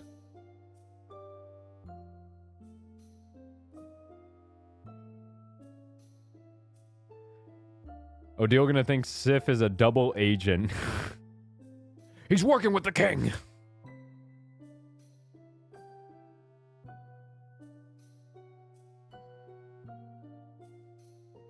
I'm sure the sus achievement goes crazy. Try the wrong one again might be interesting. I think I did try it again. Last week. And I did think that something was different. I forget what exactly happened, but I remember doing the wrong way again recently, and something was different. For this run, I'm not going to because of the fact that this is supposed to be the perfect run. This is Siffrin's like, we're gonna make it happen. I will not fail this run. So go down for the key. So we're going to go down on this loop anyway. Even though I know that this is definitely not the last loop. I do need to find the carving area. After Stars Quest? Possibly. If I think we're on the same page. Possibly. Question mark, question mark. Okay. I go into this room every single time. And it's only in hopes that I can actually learn why Siffrin dislikes croissants. But wait, hang on. We just picked up a piece of glass? Did that happen every time? And why did I pick it up? I wasn't reading the dialogue. Shiny, sharp, and used carefully. Shiny piece of glass. I am almost positive that this is the very first time we picked up that glass. You leave them alone. Interesting. Interesting. Oh, it doesn't let you go the wrong way? Interesting. Yeah, that would be weird if it let us, if Siffrin was like, ah yes, even though I wanted to go the right way this time and make it a full run, I will I will choose the wrong way. You had a bad croissant? Croissant? Okay, no, you're still not gonna say the truth or talk about why or what the bad memory was with the croissant. I gotta turn up my AC. Hang on, give me 2 seconds. I'm dying in here. It is getting hot in here, and I will not take off all my clothes, so I'm gonna go crank the AC.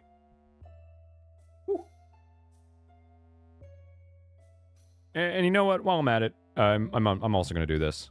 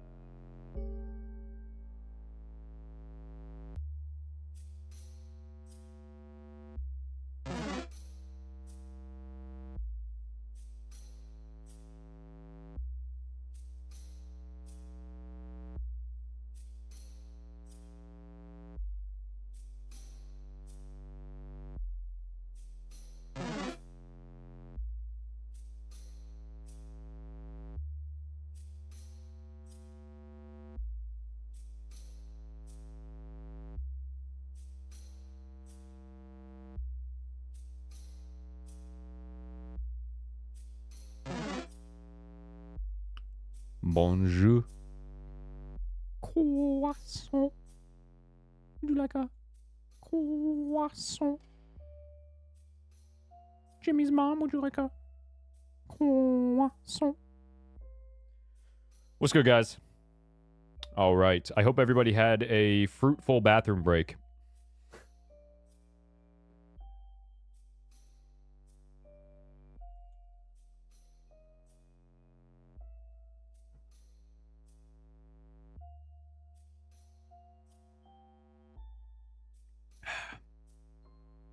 Dude, I just watched, I was at the gym.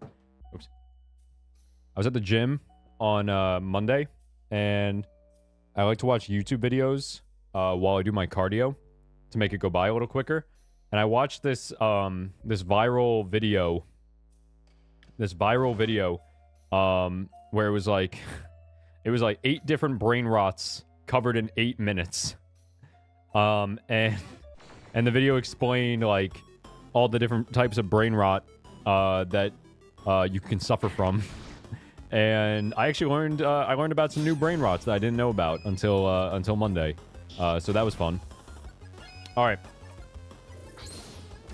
Let's keep going through the house. I did also grab my handy dandy notebook so I can write down any important developments. Is this the carving station? This is the carving station, right? This is where we learn how to sharpen our knife. Some carving wood. You haven't tried carving wood in forever. Everyone mentioned you usually mumble when you sharpen your dagger or carve wood. This is important. Will you be able to sharpen the key knife if you remember how you usually do it? You pick up the carving wood, looking at it from all angles, trying to remember. Please don't look bad. Please don't look bad. Please don't look bad. What? Oh, you don't remember? That's what you were saying last time you were carving something. You were carving a little Odile, and Odile said that if it looked bad, she'd ask me to cover your dinner with potatoes. So you were mumbling, please don't look bad, the whole time. You usually mumble things like this under your breath when you carve or sharpen your dagger. Or do something similar.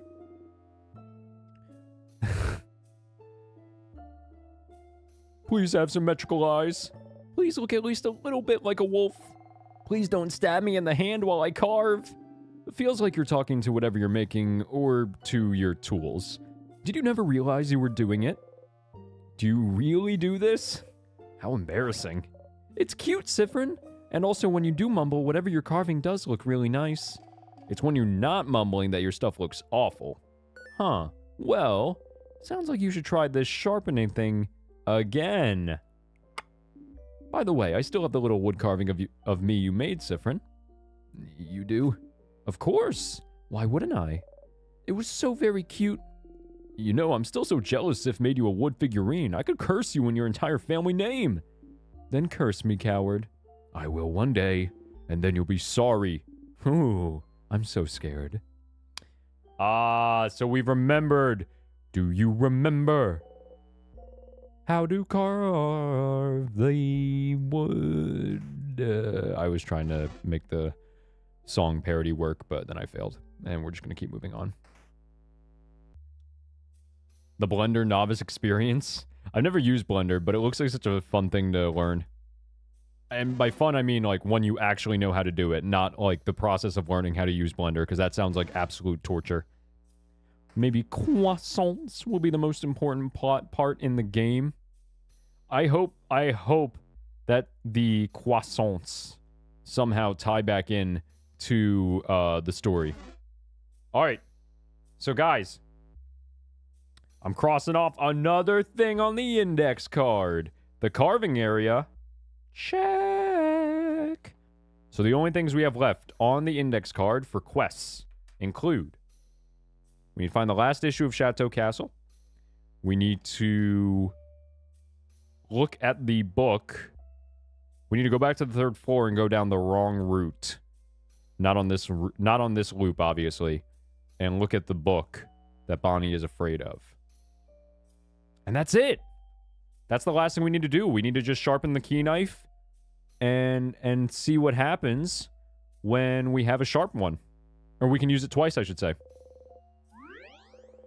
How tedious are you finding the game so far? That's a really good question, I won't lie. It's interesting, right? Because I was actually thinking about this off stream earlier today. I was thinking to myself, I'm like, like what about like the gameplay experience of In Stars and Time so far.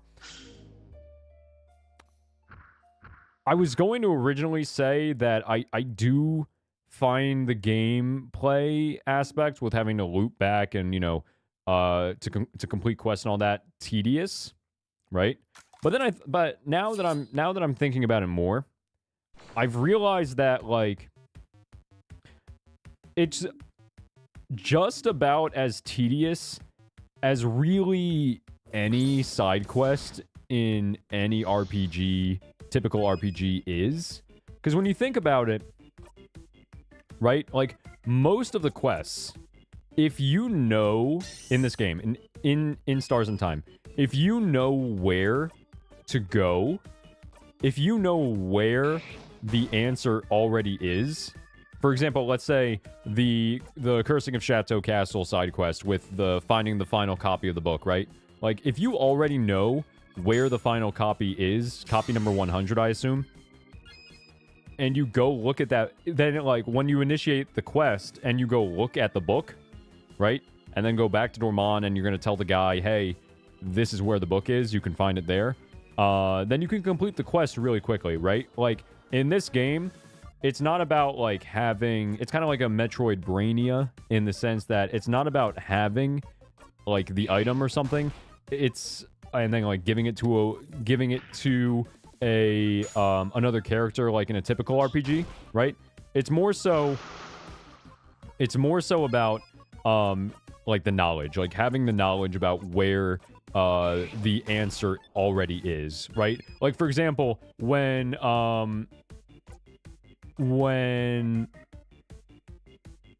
Sifrin yesterday during the stream decided I want to figure out where, or I want to learn more about Timecraft, right? I need to read a Craftonomy book. I already knew where that Craftonomy book was because I took the time to explore the house in previous loops, right? And so I knew where it was, and I found it, and like really quickly on this loop because I knew it was on the first. I knew it was gonna be on the first floor, and we took care of that. So that being said, it's like it probably takes like just as much time to complete a quest by like looping in this RPG as it does in any other like standard RPG. In a standard RPG, to complete the quest where you have to like travel across the world and like, you know, fight somebody, yada yada yada, what you normally would do for like side quest stuff in a typical RPG. Yo, what's up, SBF? How are we doing with the loops today, chat? We're doing good. We're doing well. We are currently on the loop after, in case anybody else missed it too, we are currently on the loop after Sifrin had the interaction with the party under the stars, and they're like, oh my gosh, like I just want this loop to be the one. And now we've got our fingers crossed that maybe somehow Sifrin will break the loop this time, and I highly doubt it, and I have a strong feeling that this will not be the last loop, and Sifrin will have a maybe a slight, one might say, mental breakdown. Maybe. Yeah, it does definitely, the looping aspect for the quests definitely does make it unique from other RPGs that also have, you know, standard side quests.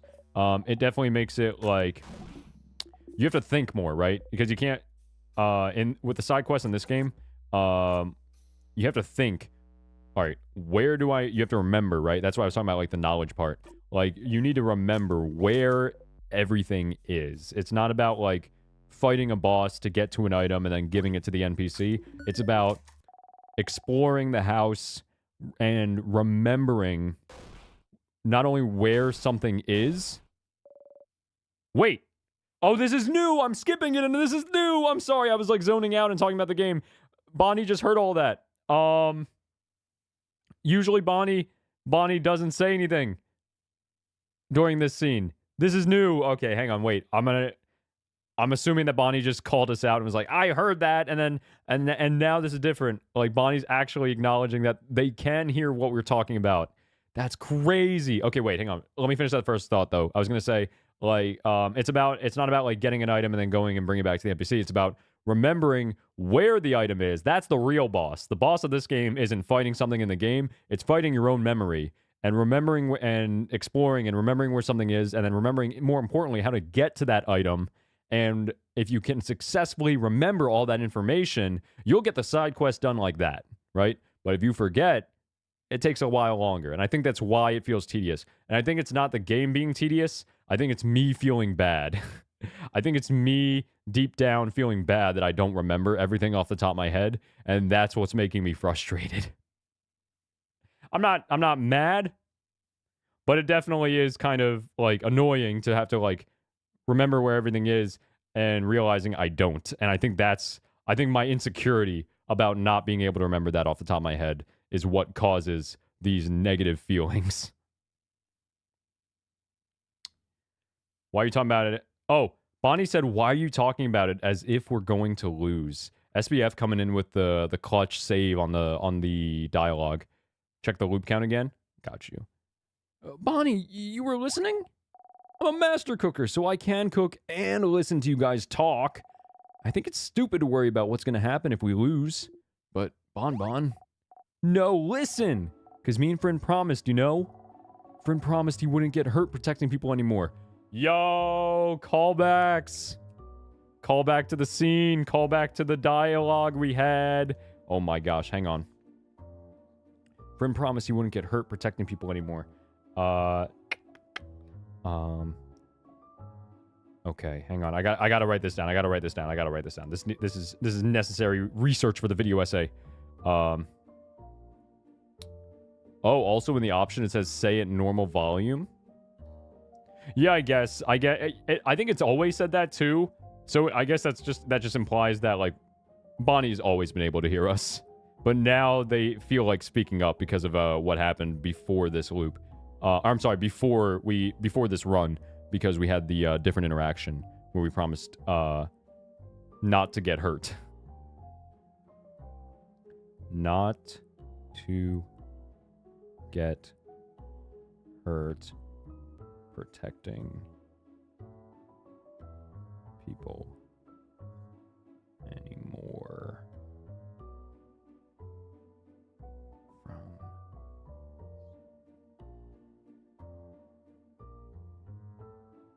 Interesting. Oh yeah. I am not just here to play the game. No, nay. These streams are research time. This is me playing through the game, analyzing it, picking apart the story, the themes, the characters within my brain as we play through, and taking notes on it as I go through the game like a book, as I read through it, and I learn more about this game's message. And I'm going to take all that information and shove it together into a big, beautiful video essay about the game. Assuming I feel like it still. The game can always flop on its face in the last act, I suppose. But as of right now, I'm feeling pretty confident that I'm going to make a video essay. And this, it's going to be fire. Yeah, hi, YouTube, right now. I'm not going to use this part. I am recording the gameplay. I'm not recording the stream VOD, though, because the video essay is just going to be the gameplay on screen as B-roll. But I like that.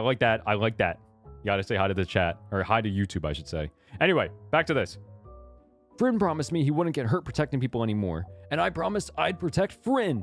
So if I protect Friend, I protect all of you. So... Okay. And Bonnie... promise to protect Friend. Interesting. Very interesting. Write that down. These streams are just the embodiment of the write that down SpongeBob meme. So if I'm here, no one will get hurt. That's a Bonnie promise. Bonnie looks at you and offers you a big smile. Bonnie. Interesting. Very interesting.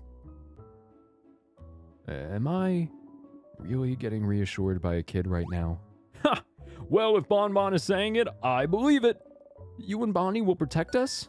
I won't accept such a one-sided promise. If you both will protect us, we'll protect you both too. We'll protect each other. Indeed, we will. Don't worry, Bonbon. Don't worry, Sif. We'll all fight and we'll all live. You nod, smiling. So, to make sure we have enough energy to protect each other, isn't it? It's snack time, baby! Nice. That was a nice touch. Time to eat the pineapple slices. I wonder if I try to select it, if it'll say no. Either way, we're gonna go with the fish head. There you go. What a crazy thing, by the way, now that, someone you knew loved them, so you tried them. Someone you knew? Who? Crunchy and delicious like always. Hold up. Siffrin had their memory erased of somebody they knew who enjoys fish heads? What was that? Crunchy and delicious, like always. After eating your snacks, everyone's health has been restored. Dude, I can't wait. I can't wait for the big reveal about what's actually going on with things in the world being erased. Yeah, he forgot real quick. I mean, Siffrin's just been forgetting so many things. By the way, it's still loop 25, Joshua. Looks like it's still same loop. Still same loop. So I guess every time that the loop sound effect plays, it doesn't actually create a new one. Still loop 25 this whole time. Friend, do you see me? I'm gonna touch you now. Bonnie slowly raises their hand and slowly moves it towards your hand and slowly pats your hand. Good kid, good kid. You didn't even jump that time. Good job. You did such a good job. You laugh. Let's see. Tilt your head. Sorry, I just want to say your name. Mira. Siffrin. Mira. Sif. No. What? Sif is my Siffrin nickname, Mira. You have to pick another one. I'm sorry. I won't budge on that. Gem's alive, Isabeau. I mean, what? But you and Siffrin share Mira. It's not fair. That's true. 60-something loops in is crazy. Alright, in the spirit of fairness, we can get joint custody on Sif then. You know, I think I'll pick another nickname for Siffrin after all. This is new dialogue, if you couldn't tell. Psst, Sif. Thank you for talking to Bonbon yesterday. Why? Why? Well, because they managed to look you in the eye earlier, that's why. Didn't think it was going to happen anytime soon after the whole incident, I guess. About my eye, you mean? Well, yeah. I always felt like you didn't really care about what happened, but Bonbon's little, you know? Even if they felt like you didn't blame them for it, it's still a lot of emotions for a kid to handle. But knowing you, you probably thought Bonbon started hating you for no reason, yeah? Huh, figured. I guess I should have talked to you about it, but it didn't feel like my place. So that's why I'm glad you two talked yesterday. Good job, Sif. Good job. Here, have a Madeline. You feel patronized. You take the Madeline. Alright, nice. Odio's looking at you. Never mind. Leave me alone, I'm reading. Okay. Alright. Sounds like we got some... I mean, it's not, if I'm on loop 25 and everybody else was on, like, loop 40, loop 60, it sounds like there's a bit of a difference between us. I'm just saying. Yeah, you know, maybe you and I are not the same, if you catch what I'm saying. Alright. Let's go. Okay. So, 4-3. 4-3. We are getting oh so close to fighting the king again and seeing what happens on this loop. I'm guessing the key for the gate just ahead, but yes, indeed.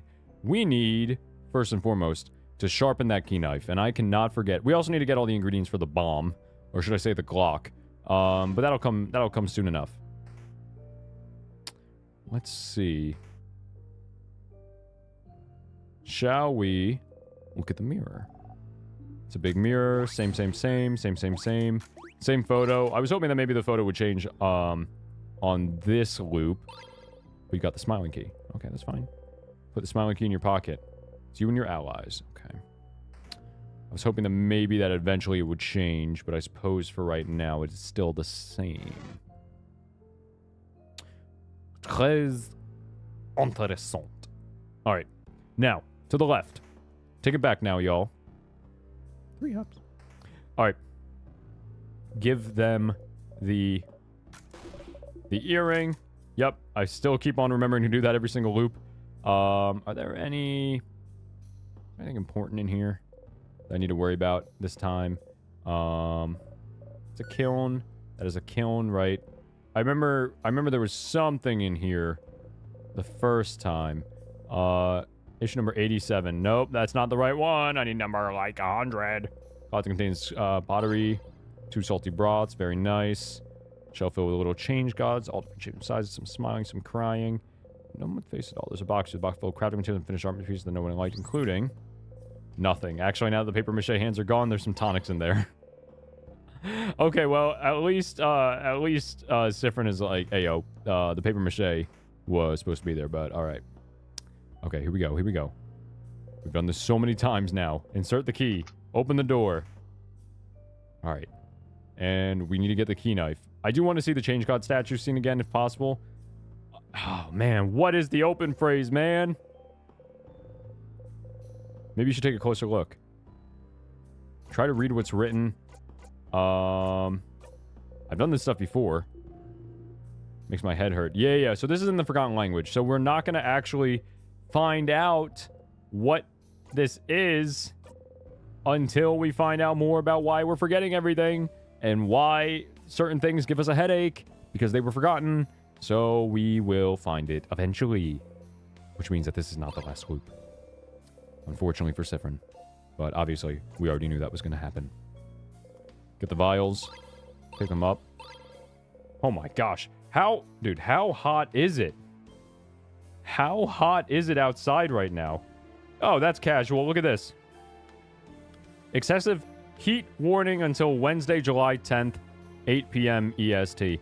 I don't even know why my app why my Weather Channel app sends these notifications out anymore. It's every single day, dude. Like the excessive heat wave warning. The excessive heat wave warning is literally like one of the first notifications I see every single time I wake up now, and I'm just like, my guy, like, it's how are you gonna warn me about something that's been happening every single day for the past like 3 weeks? Okay, you don't need to call it. Eventually, it's not even an excessive heat wave warning anymore. Eventually, it's just life. That's just how it is, unfortunately. You love your beloved excessive heat wave warning, dude. I'm dying. I'm not gonna lie. It is really hot.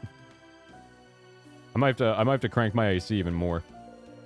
Any theories for the rest of the game? We have been theorizing in previous streams, I won't lie, about what exactly is happening. My theory, I believe it was Ian. I don't know if Ian's still in chat right now. I believe Ian threw out the theory that Siffrin is the... You ran into us, guys. Also, no, obviously, on any of the theories, no feedback. Don't even, preferably don't even, like, say anything like, you know, oh, you're onto something or anything like that. But just to put the theory out there, right? No responses, no reactions to it, is gonna be that Siffrin is the one who started the time loops in order to prevent some bad fate from happening. I'm assuming that is what... That's like my main running theory right now, about what happened, or about what's happening. That Siffrin is the one who, like, they research Timecraft and then they create the loop for some reason. There's a deeper reason as to why the loops are happening. Wait, hang on. I want to see. Yeah. This is different. I knew it. I knew it was going to say something different. But madame, maybe it'll teach us something about Timecraft. Fine. Odile flips through the book. Yep. Very technical and useless. Nothing in there is useful to us at all. Oh, nothing at all? Nothing at all. Unless you think the fact that some crafts have a distinct smell would be useful to us somehow. Burnt sugar. Burnt sugar. That's the smell that we smell. That's the smelly smell we smell when we are fighting the king. Yeah, no evidence, Josh, but I thank you for asking first. Just things we could have figured out ourselves. Rockcraft smells like wet rocks. Papercraft like wood or leaves. Scissorscraft like scissors? Exactly. They all smell like you'd expect. Oh, there's apparently another craft smell they're trying to figure out, which smells very sweet. Burnt sugar. Sweet? Like sugar? But, oh! What is it?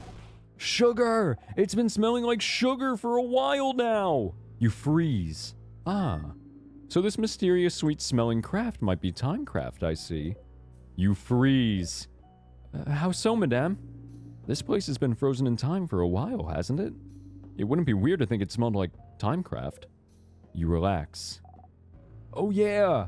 I can't smell anything, though. Are you sure? Me neither. Wait, now that Bonnie mentioned it, I can kind of smell it. It's very slight, though. You really have a great sense of smell, Bonbon. No wonder you're so good at cooking. Do you smell it some places more than others? Could you smell sugar before we went into the house? No, not really. I only noticed it yesterday afternoon, I think. But I smell it super strong near those sadnesses that give us those crest thingies. Oh yeah, Bonnie's always said something smelled. Oh boy. At least we found that, though. At least we found this book on this loop. So that, because I imagine that, like, after this one, if we didn't read that book, Loop would be like, maybe there's another book somewhere in the house. But at least now we kind of know. We found the right book, and now we kind of know what we need to look out for on the next loop, which is the Starcrest Sadnesses. Cookbook all about the croissants. Save them. And, alright. So, it doesn't look like anything else here that we need to worry about. Painkillers and eye patches, right? Alright. So, that's that. We have the paper key now as well. And we, welcome back, Ian. I think I summoned you because I mentioned your name and the theory that we had going on that Siffrin is the one who started the loops. Here we go. Is this going to change now that we just did the smell thing? Weird smelly one. What? Free Crest Sadness. Let's go. Okay, no, that dialogue is actually the same. But I figured that, okay, maybe after we beat it, then Bonnie we'll see some dialogue about about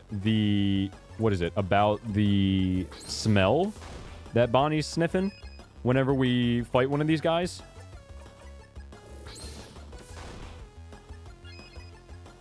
Let's see.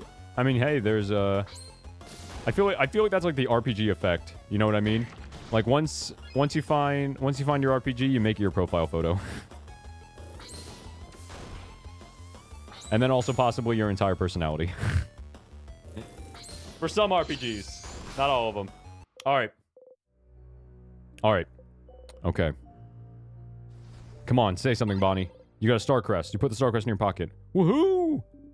Alright, Boniface. What do you mean by weird smelly? Here we go. Those sadnesses all smell really sugary. That's it? Okay. I figured that might have been different. What about this wall? What does it smell like? Like a crabbing wall. Yeah. This is all the same. Dang it. I guess maybe we really will have to loop and to find out more about the smelly smell that smells sugary. That's how it goes. Yep. Trust me, I've played enough RPGs and I have enough I have enough RPG fans who view the streams to know how the RPG loop works. And lobotomy core PFPs. Is that what that PFP is from? Lobotomy core? The game I almost streamed until Piro told me That game is dummy long. And I decided not to instead. Remember that? RPG fans in these live streams, in my community, never. I've never played a single RPG in my life. Yeah, casual 100-something hours. Easy. Typical Tuesday. Alright. Let us... Is there anything else I need to do? Not on this loop, I think. We need to get the key knife by going down right now and also go into the bathroom in the game. Bro, Krispy Kreme. Oh my gosh, I could go for that. Oh my gosh. It is a sin. It is a first world problem that the closest Krispy Kreme to my location is like 20 minutes away. We just have Dunkin' Donuts around the block, like every corner. What I really crave is... What I really crave is Krispy Kreme. A bathroom? Seems so. Same as the first. Okay, let's see if our bathroom stall dialogue is any different.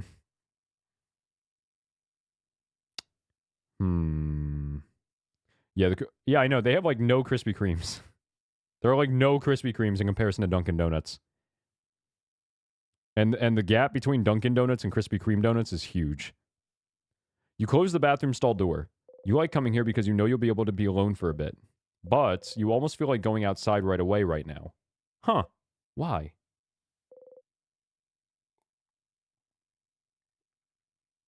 Maybe we want to be with people.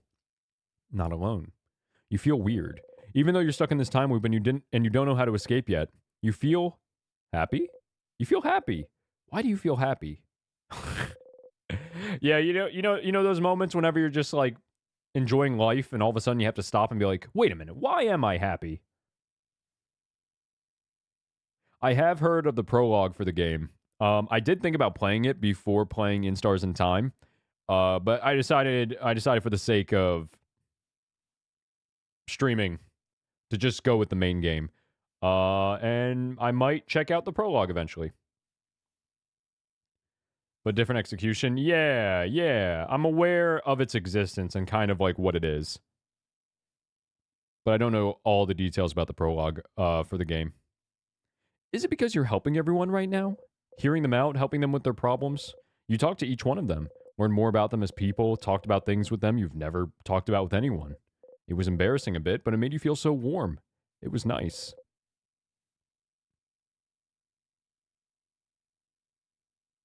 Even though you're not friends? Even though you're just allies? But that's how you become closer to people, right? Alright, if you couldn't tell that Siffrin struggles to get close with people, to get closer with people, lo and behold, them not believing that they're friends with the rest of their allies, believes, let's see, allies do not equal friends is crazy. Dude, Siffrin gives off big, like, clueless anime protagonist vibes when it comes to this stuff.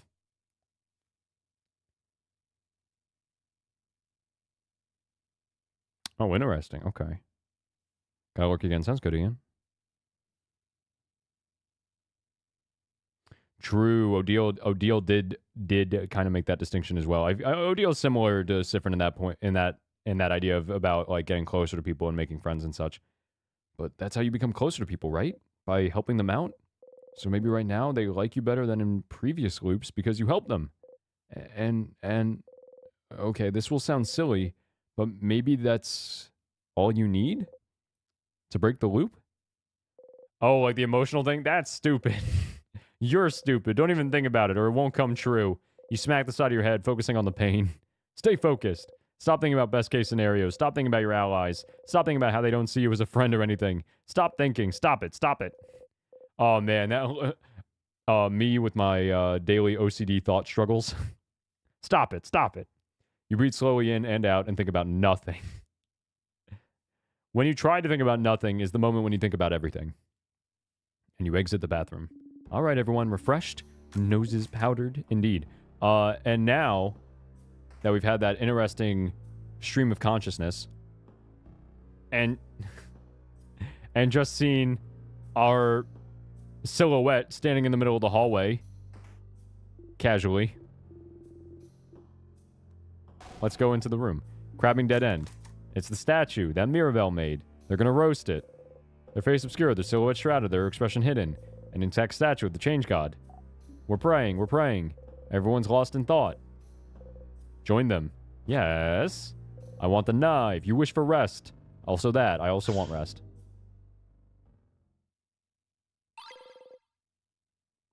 You found the key knife. Siffrin, what are you holding there? A knife! Did the Change God give it to us? Huh? No, we can't. This is all the same. This is all the same.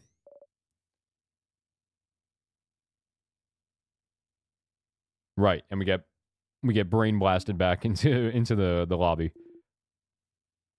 You're about to ask if I've seen any of those? I'm sorry, I already forgot what we were talking about. What was I talking about that I've seen?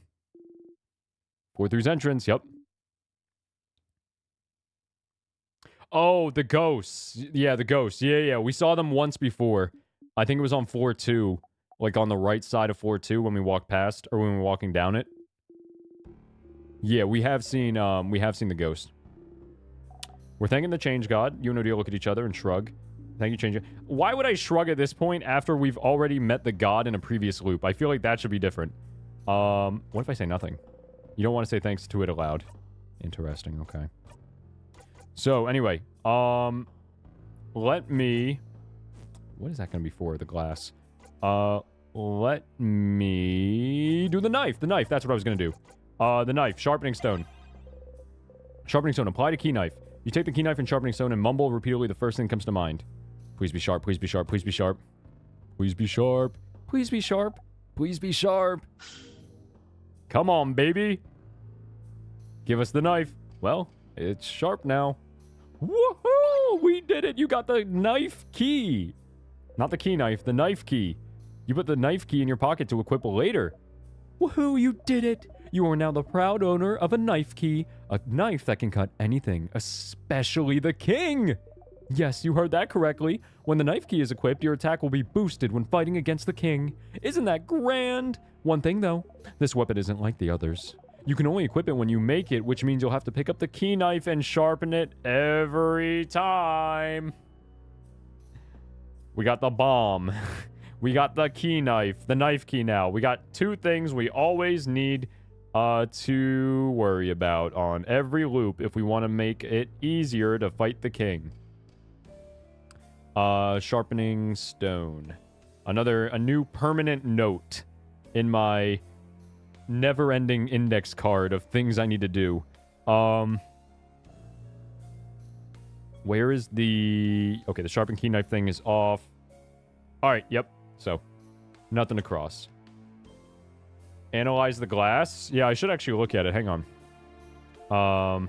It's an important item after all. You can't just have it unless you got a memory of knife key, just like memory of bomb.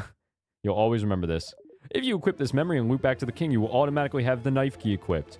That's it, Stardust. Bye. Oh, I need to talk to you still about something else. Don't worry, don't worry. We're gonna be talking a little bit later. This is not the end of this conversation. The knife key. Okay, so it lowers our attack, raises our defense, and our attack speed goes up as well. A blade gifted by the Change God and sharpened by you. Boost attack when fighting the king. Okay, and we can only automatically get it when we loop back to the king. Okay. I want to go back to the Change God statue and try to repeat the Change God scene that we saw yesterday. I'm just curious if anything is going to change. Also, wait. Yeah, let me see. Analyze the glass. You look at the glass shard. The light of the frozen torches scatters through it. Sparkly. Sharp? Ah, your finger! Did you cut yourself? Here, give me your hand. She gently takes your hand and wraps a bandage around your finger. So nice, even though she tries to pretend she is not. Next to her, Bonnie carefully takes the glass shard from you. and throws it across the room. Why do you have sharp things like this in your pocket anyway? Interesting. There's a key knife. I didn't even think to, like, actually interact with something. Or interact with the thing. Okay. Actually, I'm not gonna lie. Like, I haven't been... You think about the incident. I can't believe that that's the first time I've actually, like, really interacted with, like, an optional item. I forgot, or I guess just didn't even know that that was a mechanic I could possibly do. Except for, like, the ones, like, the bomb ingredients that it tells us to do something with. That's crazy. I've collected so many souvenirs across the runs, and I've just never examined them. And now I feel dumb. That was interesting, though, that Siffrin was just, like, zoned out and then cut themselves.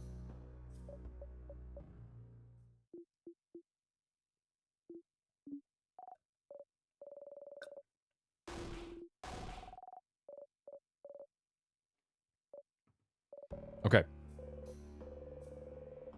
Come on. Come on. Oh, okay.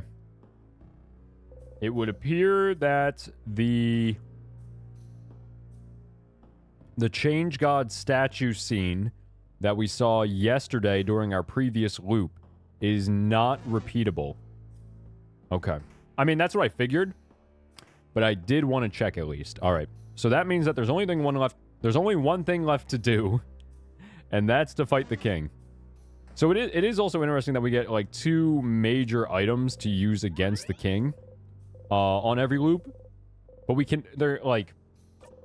have to do, like, a full loop in order to get them, pretty much, is the bomb ingredients and the key knife. Or the knife key, I should say. To make the fight much, much easier. But you can't loop back to the king and have both. That's interesting to know. God ain't with us no mo. Wait. Oh, no, we've already seen all this. Also, excuse me, I burped. It's all the water. All that New Jersey water. You guys like it when I say water? What do you guys think about water? For the record, I don't actually say water, even though I am from New Jersey. I say water. Water. Water. Oh no, I do say the New Jersey thing. Water. Water. Would you like some water? No, who says water? Water. It's water. Water. Water. I don't say water. I think that's the New Jersey stereotype, that we say water. And I do know people who say water. I say water. Water. Which is the way the rest of the world says it, right? Water. Water. Water. Is correct. Water. Just gonna make you guys listen to me say this while I do this fight again. Alright. We will win! Not the rest of the world? Doesn't say it like that? What do you say? Water? Water? Would you like a bottle of water? Bottle of water? Alright, here we go. Here we go. While we're... Nobody says that. Nice hit. Alright, Bordon attacks. Perfect. Alright, now we're gonna do 2 cleaver by half. Actually, wait. You know what I just realized? I don't actually know what that pun is. 2 cleaver by half? What is that, like, 2 clever by half? I've never heard of that saying, I don't think. What is that pun? I've been looking at it this entire playthrough so far, after like 3 weeks of playing this game, and I still haven't actually connected what that pun is. Can somebody explain it, please? Please. I would appreciate it. There's also silent as water. Who says water? Cali stereotype is saying words with the T like it has a D instead. So water. So yeah, so in California you would say water then, right? Right. That's how that works. Depends on region and accent. Yeah, I suppose. The big one is now vulnerable to paper attacks. All right. Siffrin is going to do too clever by half. Too clever by half. Annoyingly proud of one's intelligence, or what does that say? Or hang on. Or skill and in danger of overreaching oneself.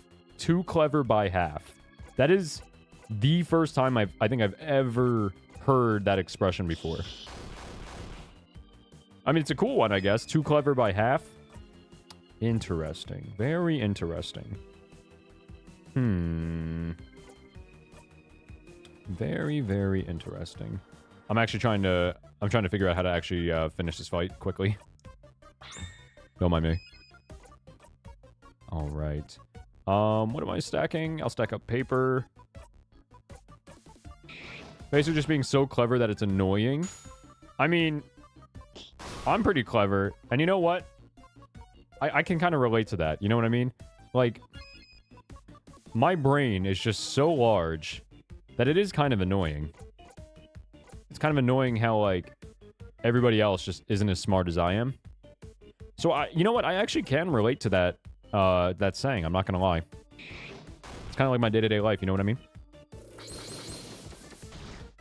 All right, all right, all right, all right, all right. Finish this off. Scissors. Hit him with the scissors attack. And then... Not as a bow. I want to do a jackpot, and that should finish this off. There we go.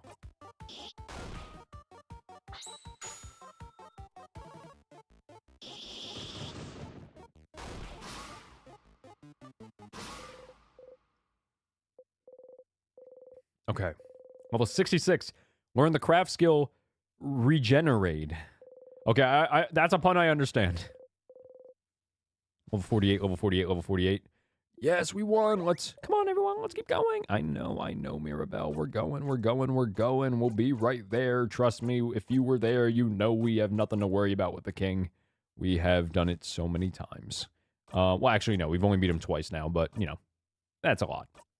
Regenerate. For 3 turns, an ally regenerates 10% of HP every turn. 5-turn cooldown. That's such a weird skill for Siffrin to learn. I feel like that would be, that's definitely a pretty big support skill. I feel like Mirabelle should learn that instead. But at the same time, I also know that Mirabelle will never reach level 66 on a loop like Siffrin has. So I guess maybe that's the reason. This far inside the house. Who? That's my roommate, Claude. Wait, why can I not skip this? I figured it'd be the case. This is not skippable, so is this gonna be different? I mean, I guess that is what's going on here. Are you okay to continue on? Yes. Like I said, I was prepared for it, and we still have a king's butt to kick, so we can save everyone, can't we? Indeed we do. Let's go ahead and kick that crabbing king's butt. He won't know what hit him. Hee hee hee.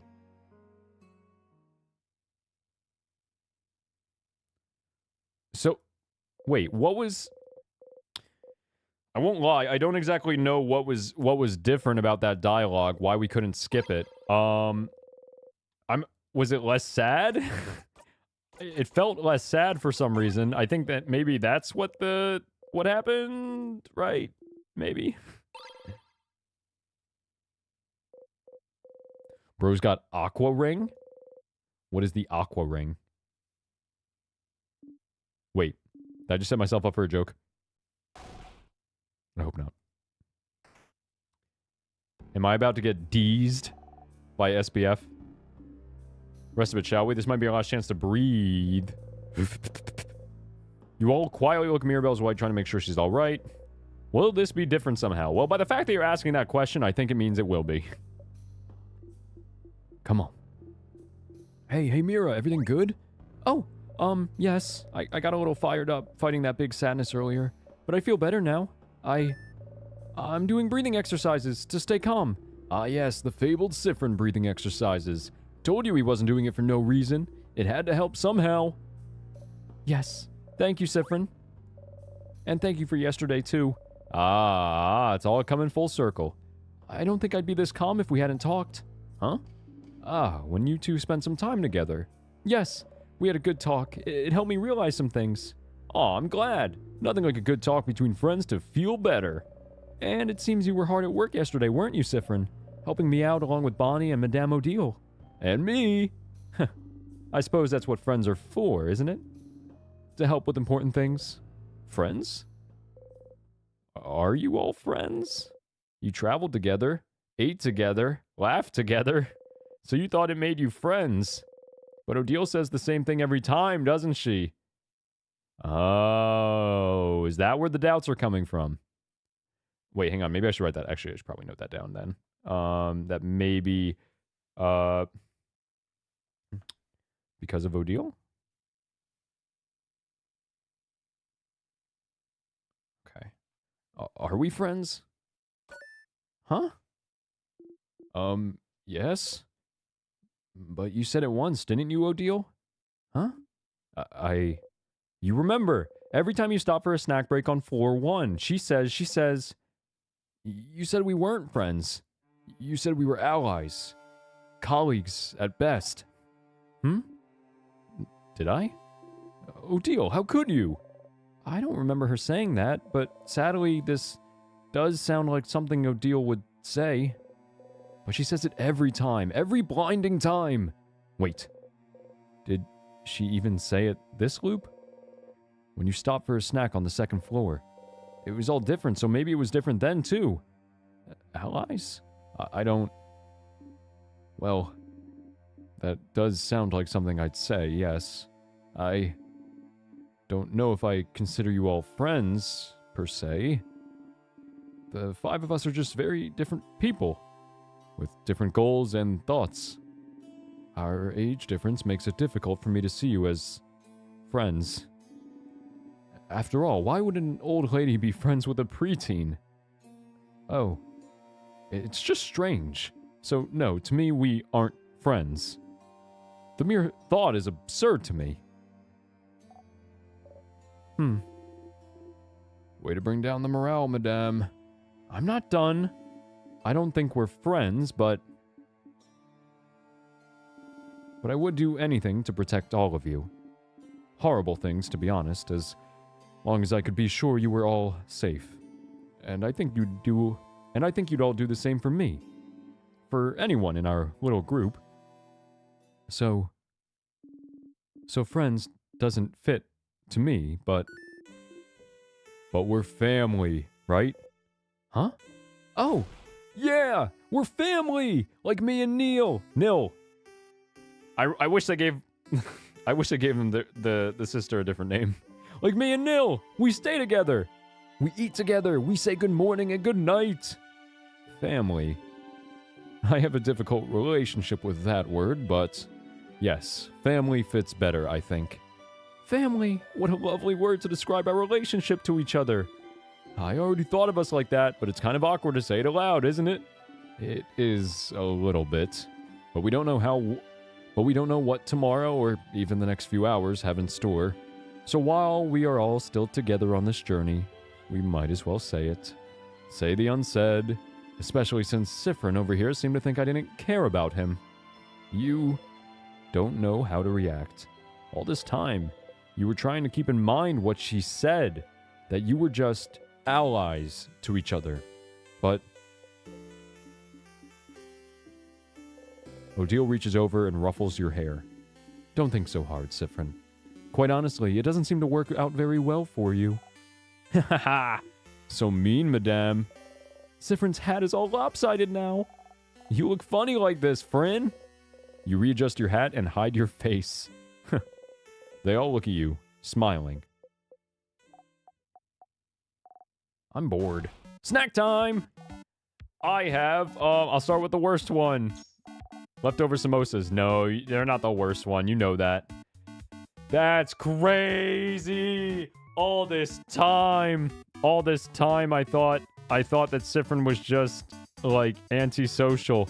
But in reality, hang on, I'm crossing that out of the notes. Believes allies are friends? No. I mean, it was only because of Odile. I mean, then again, the rest of the party did think that, as we found out from Bonnie's dialogue in their side quest scene, that Siffrin didn't like to be touched. What was can somebody remind me? I'm forgetting off the top of my head. What was the explanation as to why the rest of the party thought that Siffrin doesn't like being touched? If anybody can remind me. Oh, Aqua Ring restores... It's a Pokemon move that restores health every turn. Okay, got you.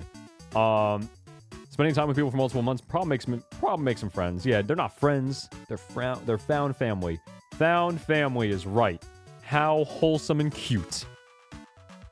I'm glad that actually resolved itself, because I was really worried for a second Madame Odile was still going to say that they were not friends and she didn't care. Yeah, they're the ones I burned. Why? I can't skip this, though. I cannot skip.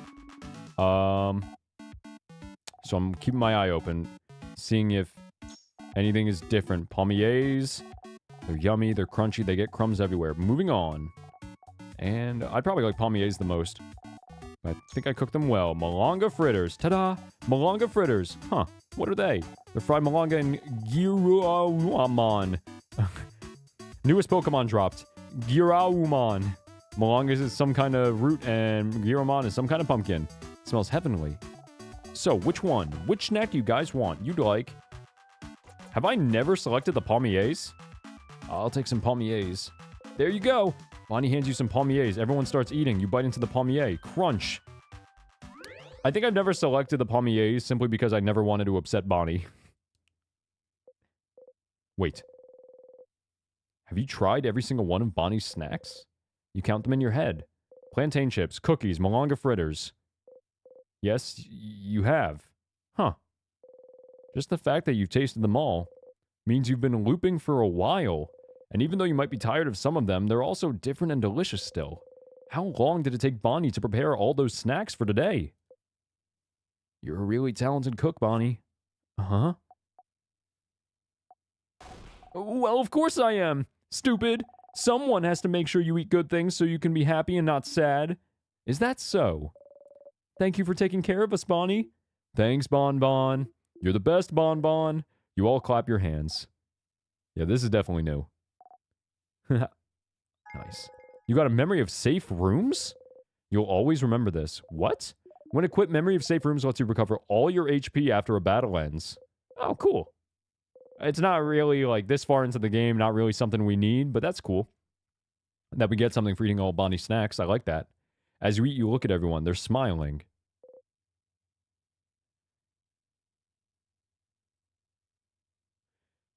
Yeah. It's something about, yeah, I think you're on to it, SBF, from the scene with Bonnie. Siffrin doesn't like being touched because he just isn't used to it. That's what it was, yeah. They're smiling, happy. Sometimes one of them sees you looking at them and smiles at you. In this moment, you are loved. You know, I have a good feeling. We'll definitely kick the king's butt. I have a good feeling that once we do kick the king's butt, we're still gonna loop, and Siffrin's gonna go crazy, but... Kick the king's butt! Kick the king's butt! Alright, everyone, let's finish eating our snacks. We have a king's butt to kick. Yeah! I love doing Bonnie's, like, excited voice. Everyone was healed. Have we ever gotten an explanation for what exactly, like, in-game the save points are? Like, what are they? What is it? Are you still hungry? Here, have some more malanga fritters. Bonnie fills your cupped hands with fritters. Eat them, Kay. You look weird. I think you're out of calories. I think you're out of calories. You eat the fritters. Tastes good. You know, I made them for you. Thank you, Bon Bon. And, oh, Siffrin's even using the Bon Bon nickname still. I love that. You're welcome. Let's see. Hang on one second. Sif starts using... This is important. That dialogue line was actually important for the essay. Hang on, I think. Starts using Bon Bon after scene. Nice. Okay. If you're new to the stream, by the way, I appreciate your patience while I occasionally pause to take notes on the game. It's just so much easier to do it now, in the moment, than it is to do it after the game and try and compile all my thoughts, because I will definitely forget stuff. Sometimes my memory is worse than Sifrin's. Bonnie smiles brightly. Nice. Sifrin, would you perhaps accept a comb? Your hair looks like a mess. Is your hair that bad? You nod and get your hair out to receive the comb. Actually, would you perhaps allow me to brush your hair? You nod. Oh, that's completely fine. I just thought I'd ask since... Wait, you said yes to getting your hair brushed? You nod again. Slightly farther, you hear someone gasp and curse.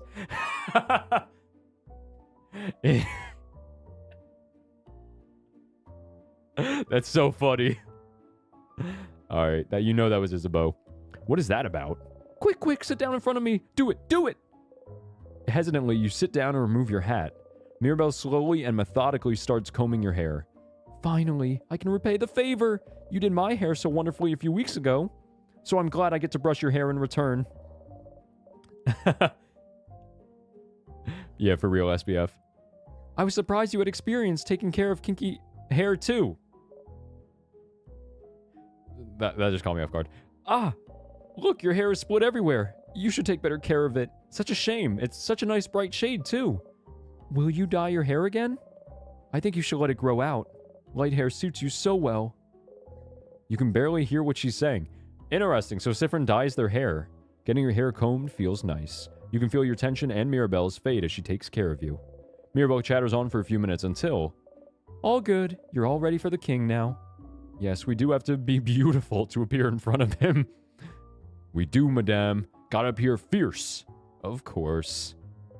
Mirabelle smiles at you. That's cute. So, Sifrin buddy. Do you want to talk? What about? Oh, okay, we're ignoring that whole thing. Sure, that's fine. We can do this if you want. We can also ignore how you're acting weird and how you stop smiling every time you think we're not looking. I'll give you one last chance, though. Would you like to sit down and have a talkie-talk about what just happened? No. Nope. Okay, no problem. But when we're done and we've won, and we eat dinner tonight, having beaten the king, before we go our separate ways, we will have the feelings talkie-talk. Ha! You snort. Sure thing, Issa. Oh, you said sure. We are gonna have this talk. Caught you. You're stuck now. You will be emotionally vulnerable. But don't you have another talk with Isabeau planned? Only if we have that first talk first. That first talk? What? Isabeau freezes in the middle of his sentence. Oh, that's right. On this loop, we don't do the sleepover scene. We didn't do the sleepover scene where Isabeau says, when we're in the bed together, that we're going to talk after we beat the king. Isabeau freezes in the middle of his sentence. Yes, that other talk. Oh, maybe we still did, and we just didn't see it on screen then. Never mind. The one I said I would have with you last night in the clock tower after we went back. Okay, no, okay, so retcon what I just said. We did still have that talk.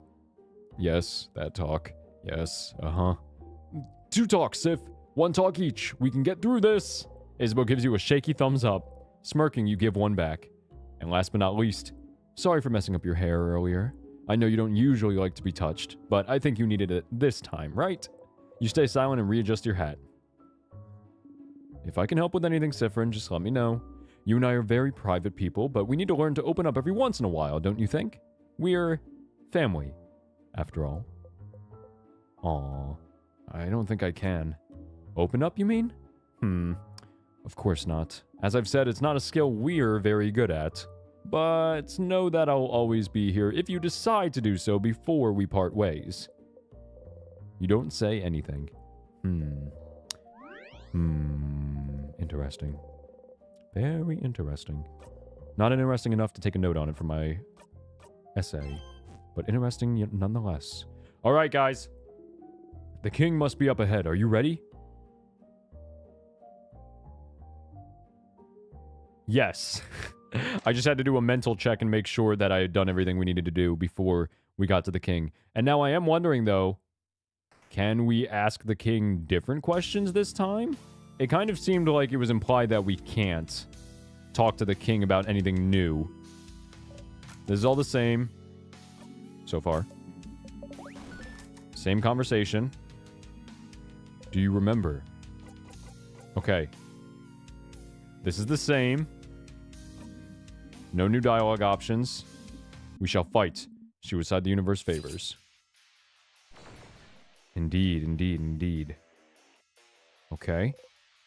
The knife key glows. You feel more powerful. Your attacks will hit harder against the king. Zone out for this part? Yes. You've heard this before. Get ready, everyone. Yep. Okay. The king waits. All right. This is going to be so easy. Easy peasy. Easy peasy. We've done this so many times, but I do want to ask the king. Oh, okay, okay. New dialogue option. So now that we know more about Timecraft. So, you're using Timecraft? Timecraft. I suppose I am.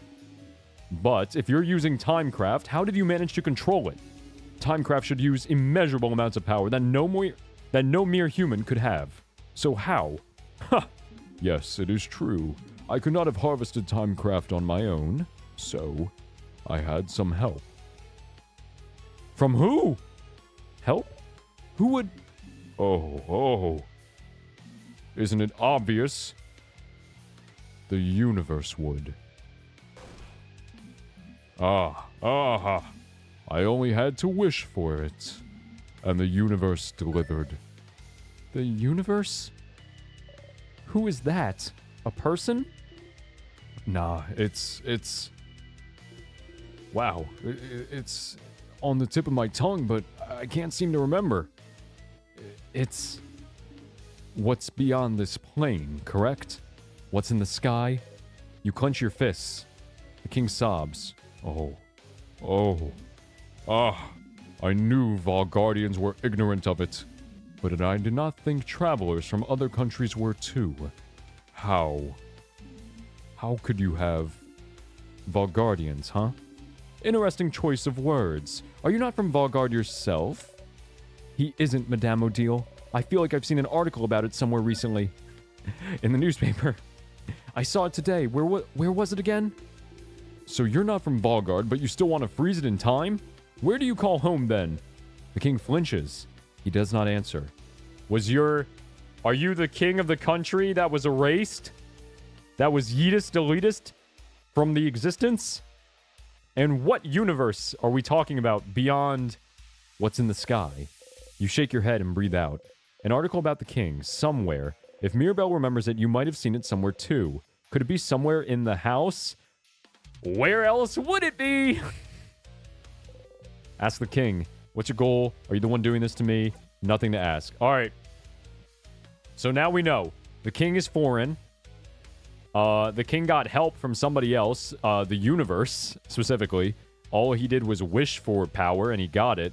And 3,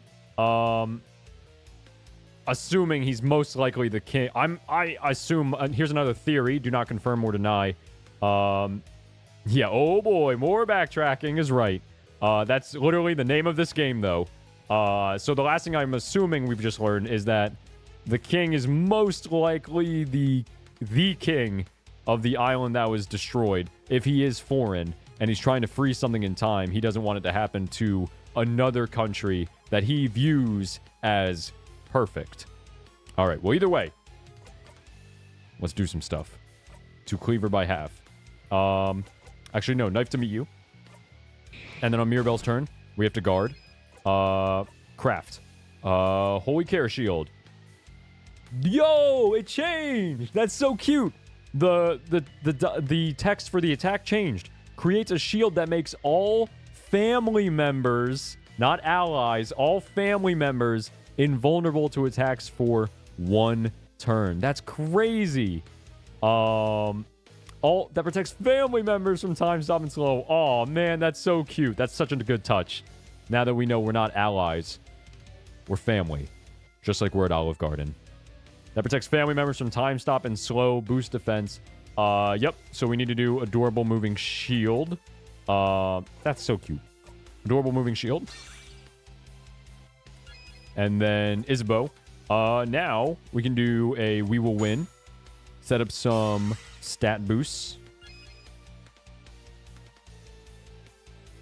50 kilograms of C4. And what would you do with that? What would you even... What would you plan to do with that, Roland? Paper 3, why not? Let's just start getting this going. Actually, I should use Craft Break. Also, we do so much damage. Hang on, wait. I bet this is going to go crazy. Rose printed... You wink. Rose printed glasses. There we go. Oh. It is time, saviors. Yes, but we're ready. Snap the fingers. Snaps to that. Snaps to that. Lots of fun. With the 50 kilograms of C4 and the fighter jet. Sounds like a fun night out. It sounds like a fun night out until you get caught by the cops and go to jail for the rest of your life. Mischievous activities is a crazy way to say crime. A literal crazy way to say crime. Yo, not Bonnie doing almost 500 damage. Wait, stars? What's that? Why? Why did it say stars? Did you guys see that? You guys saw that too, right? It said stars? Why? Why did it say stars? Zone out for this part? Yeah, we can zone out. Heard it before. Don't have the right to cry! Not me just casually skipping Bonnie's very heartfelt and emotionally driven, what is it? Dialogue with the king. Okay, let's use... You notice that it said stars every once in a while, but never figured out the meaning. Interesting. Stars are the thing... Thanks, Roland. Where would we be without Roland, guys? Come on. Alright. Now, we're going to use scissor damage to all enemies. Actually, no, we can use the bomb. What am I doing? Now that the tears are on screen, use the bomb. Whip out the Glock. Bonnie runs in with the bomb. That's one of my favorite lines of dialogue in the game is when the king just says, "What the?" as Bonnie runs in with the bomb. Felt satisfying. Yep. Mirabelle time.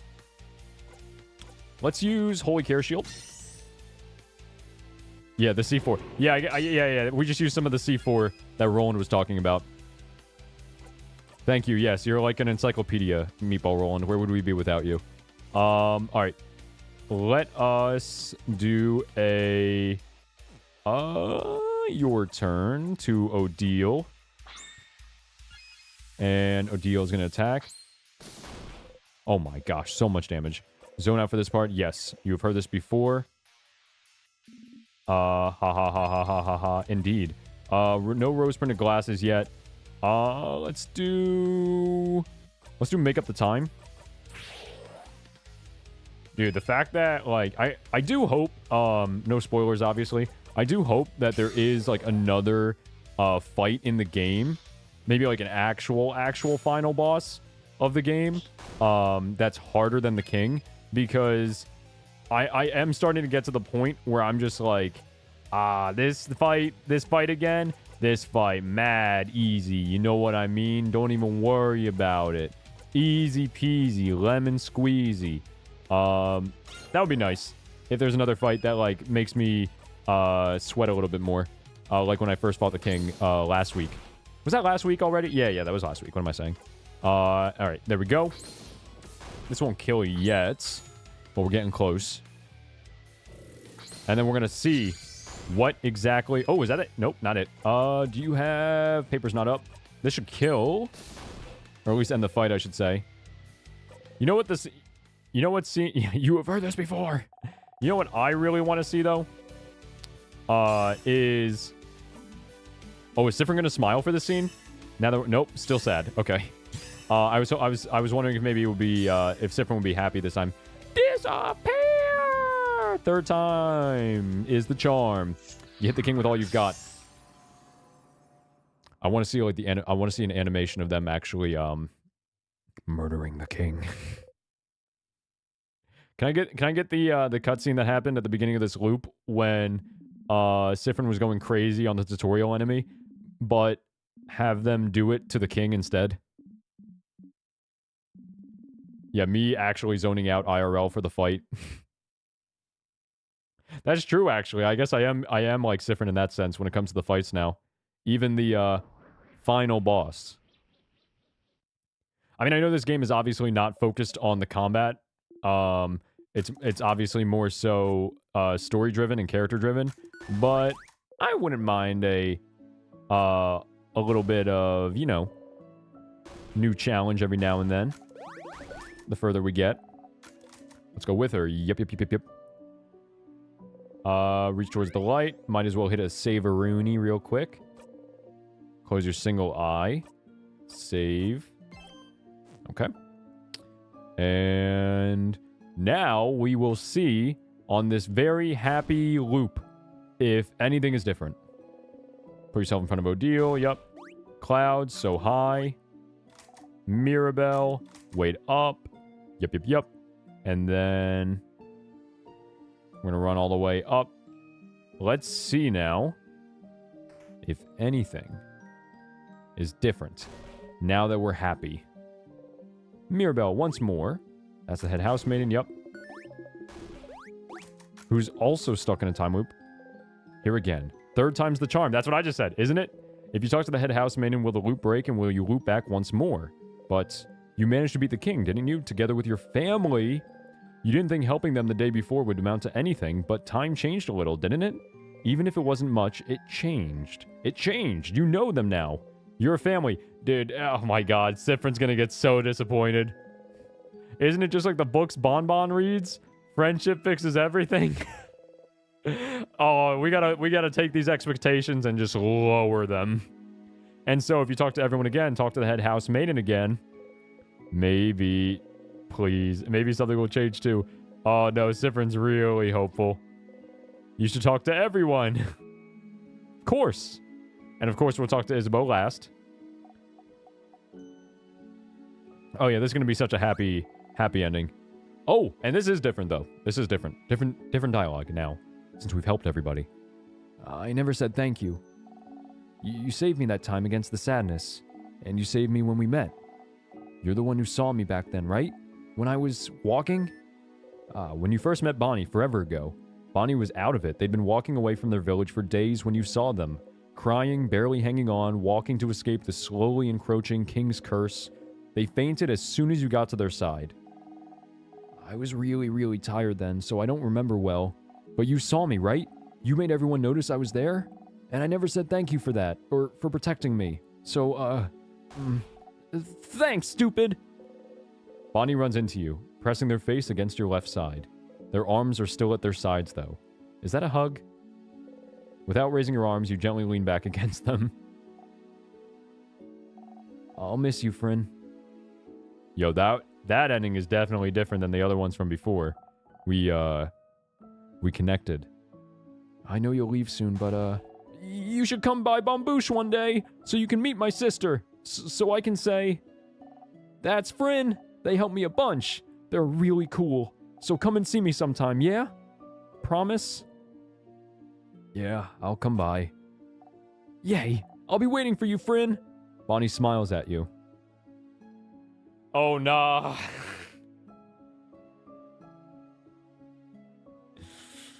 Nah.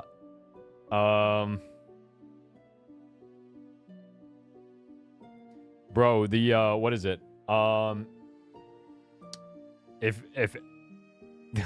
the writer, the dev, I'm pretty sure they're the same person, really wants this next loop to be a gut punch. And I hope nobody in chat who has not played this game yet or seen it played is expecting for this to be a happy ending.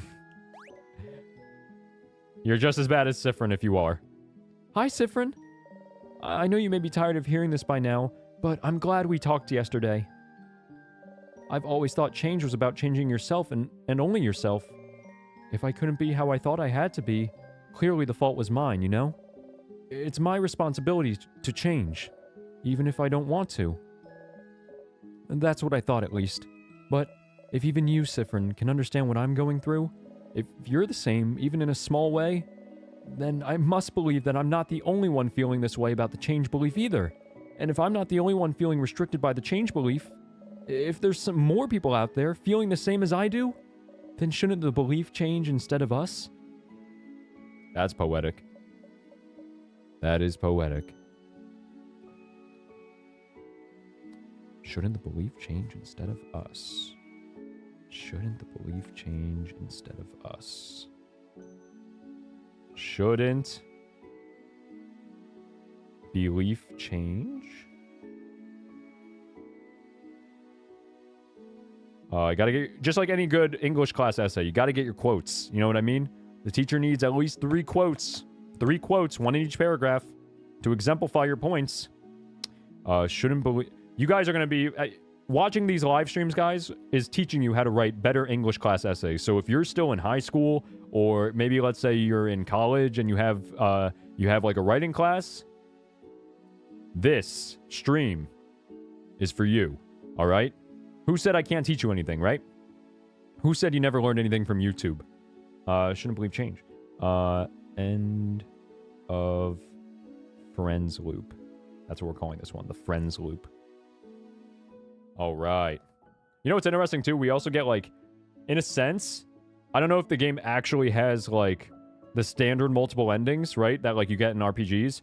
But in a sense, it does have multiple endings because every time we get to this point, if we've done something different, the ending is different. I'm just saying. So really, the game has so many multiple endings. I have a lot ahead of me still, but I would never have realized this without you, Siffrin. So whenever you're done traveling or you'd like to stay someplace for a little bit, maybe think about coming to visit Dormont? Just to say hi? I think Siffrin by the end of this is going to have had enough with Dormont. I don't think they're coming back anytime soon. But you don't have to. It's just an idea. I'd like that, Mirabelle. Oh, I'm glad we're friends, Siffrin. Family. Don't forget about me on your journey, okay? Mirabelle smiles at you happily. Okay, Odile. Nothing to say? Well, we did it. We won. Whoop whoop. Ha! Whoop whoop indeed. It was fun, traveling with everyone. I will miss it. I suppose everyone will go back to their homes now. Mirabelle will probably stay here. Isabeau will probably go back to Jouvant. And we'll ask someone to accompany Bonnie back to Bambouche. And what about you, Siffrin? Will you be going back home? Odile. Why not say it in the end? I can never go back home. Oh. Why not? You look away. No. Sorry, this isn't any of my business. But no home at all? I never knew. I'm sorry. You keep looking away. I'll probably be going back to Kaboo soon. Our paths will diverge soon. But if you ever come towards Kaboo, please come by and say hello, won't you? Don't be a stranger, Siffrin. You nod. Interesting. What happened to Siffrin's home? Tell me! Sif, we did it! We beat the king! You wanted to tell me something? Right to the chase. I like it, Siffrin. Yes, I did. Okay. Okay, so the thing I said I would tell you is Isabeau stares at you thoughtfully. Never mind. Huh? The first time you're not getting interrupted? What is it? Nah, it doesn't really matter that much. I really want us to have a feelings talky talk about your feelings. My feelings towards my microphone. I really want us to have a feelings talky talk about your feelings before we go our separate ways. And I can always tell you my thing after that. So, never mind. Sorry. Even when Isabeau isn't getting cut off, he's cutting off himself. We are never going to hear this confession. I will go to the grave before I hear this confession. Sorry, I'll tell you later. But at least that makes sense, okay? That makes sense. But you could tell me your thing now. Wow, you're really curious about it, huh? But nope, I will not say a thing. Oh, but I will say something, though. I'm glad we're friends, Siffrin. Oh. Somehow you feel a little let down that he didn't try the usual thing. But I'm glad we're friends too, Issa. Oh! Oh! Aw! Aw! Aw! Oh crap, I think I might cry. We're friends! You're friends. Isabeau's cheeks are dark. You're sure yours are, too. You both smile. I hope you'll always visit sometime, Sif. Our journey is over, but don't be a stranger, okay? You nod. Alright, no confession yet.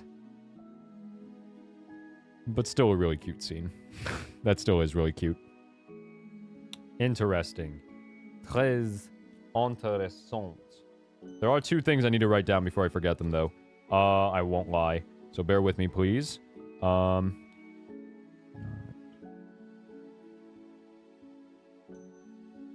Okay.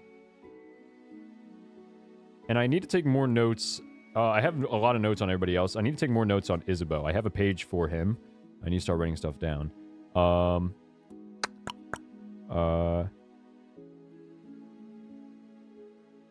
Alright. Yes. Yes, yes. Okay, great. Alright. And now you, head housemaiden. After all these beautiful interactions, you're gonna tell me that we're done looping, right?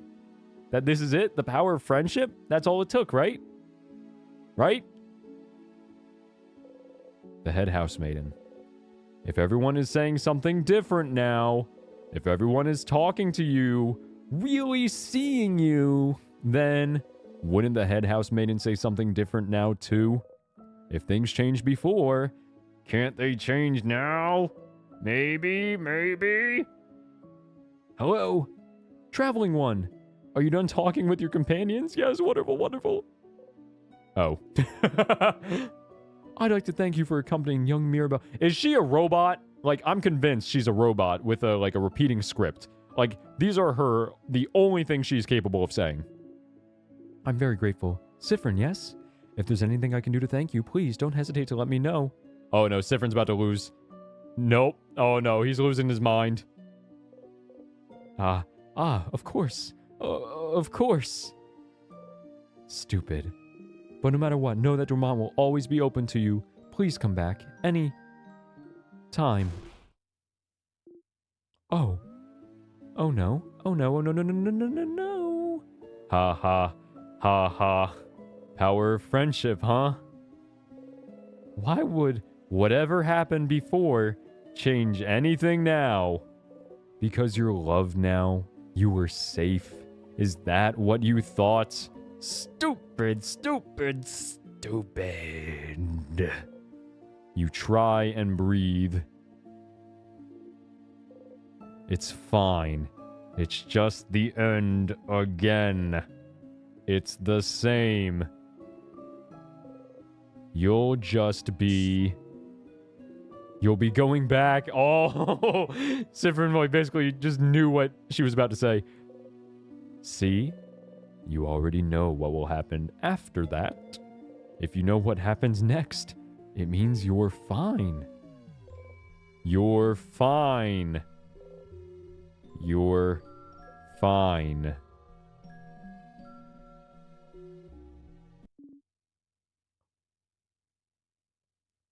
Siffrin?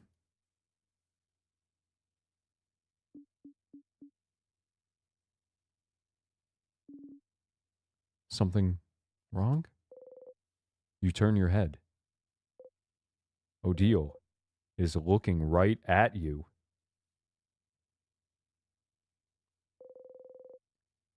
You can't shift your expression fast enough.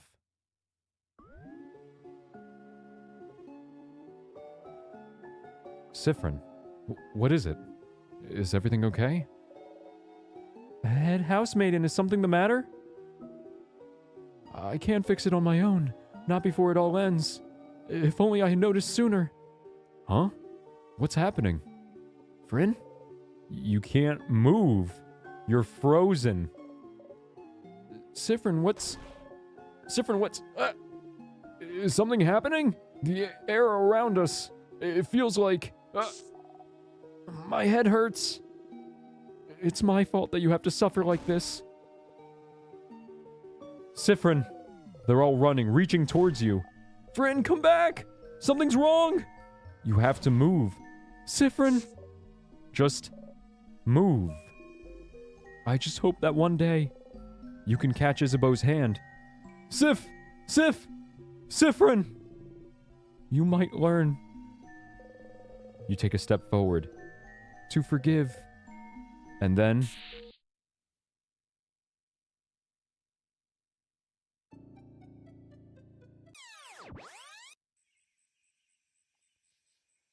Loop 26. You open your eyes, hand already reaching out to nothing. Stupid. You press your palms against your eyes and laugh. You really believed it, stupid. You really thought this was it.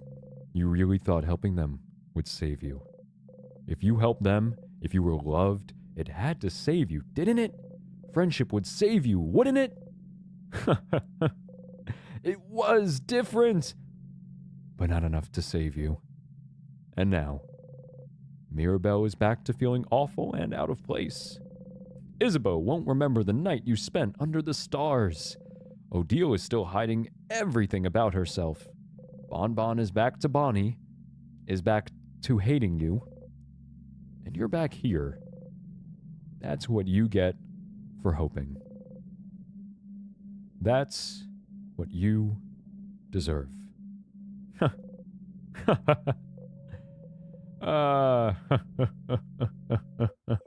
Oh, Mirabelle will be here soon, won't she? Just breathe, Siffrin. The power of friendship didn't work. It's fine. All you can do is try something else now. It's fine that it didn't work. It's fine that they don't remember. It's all fine that everything that just happened has been reset. It's totally fine. You're fine. You're fine. You're fine. You're fine. Back to the stage. You got a memory of family. You'll always remember this. When equipped, memory of family doubles everyone's XP gained in battle, except for yours.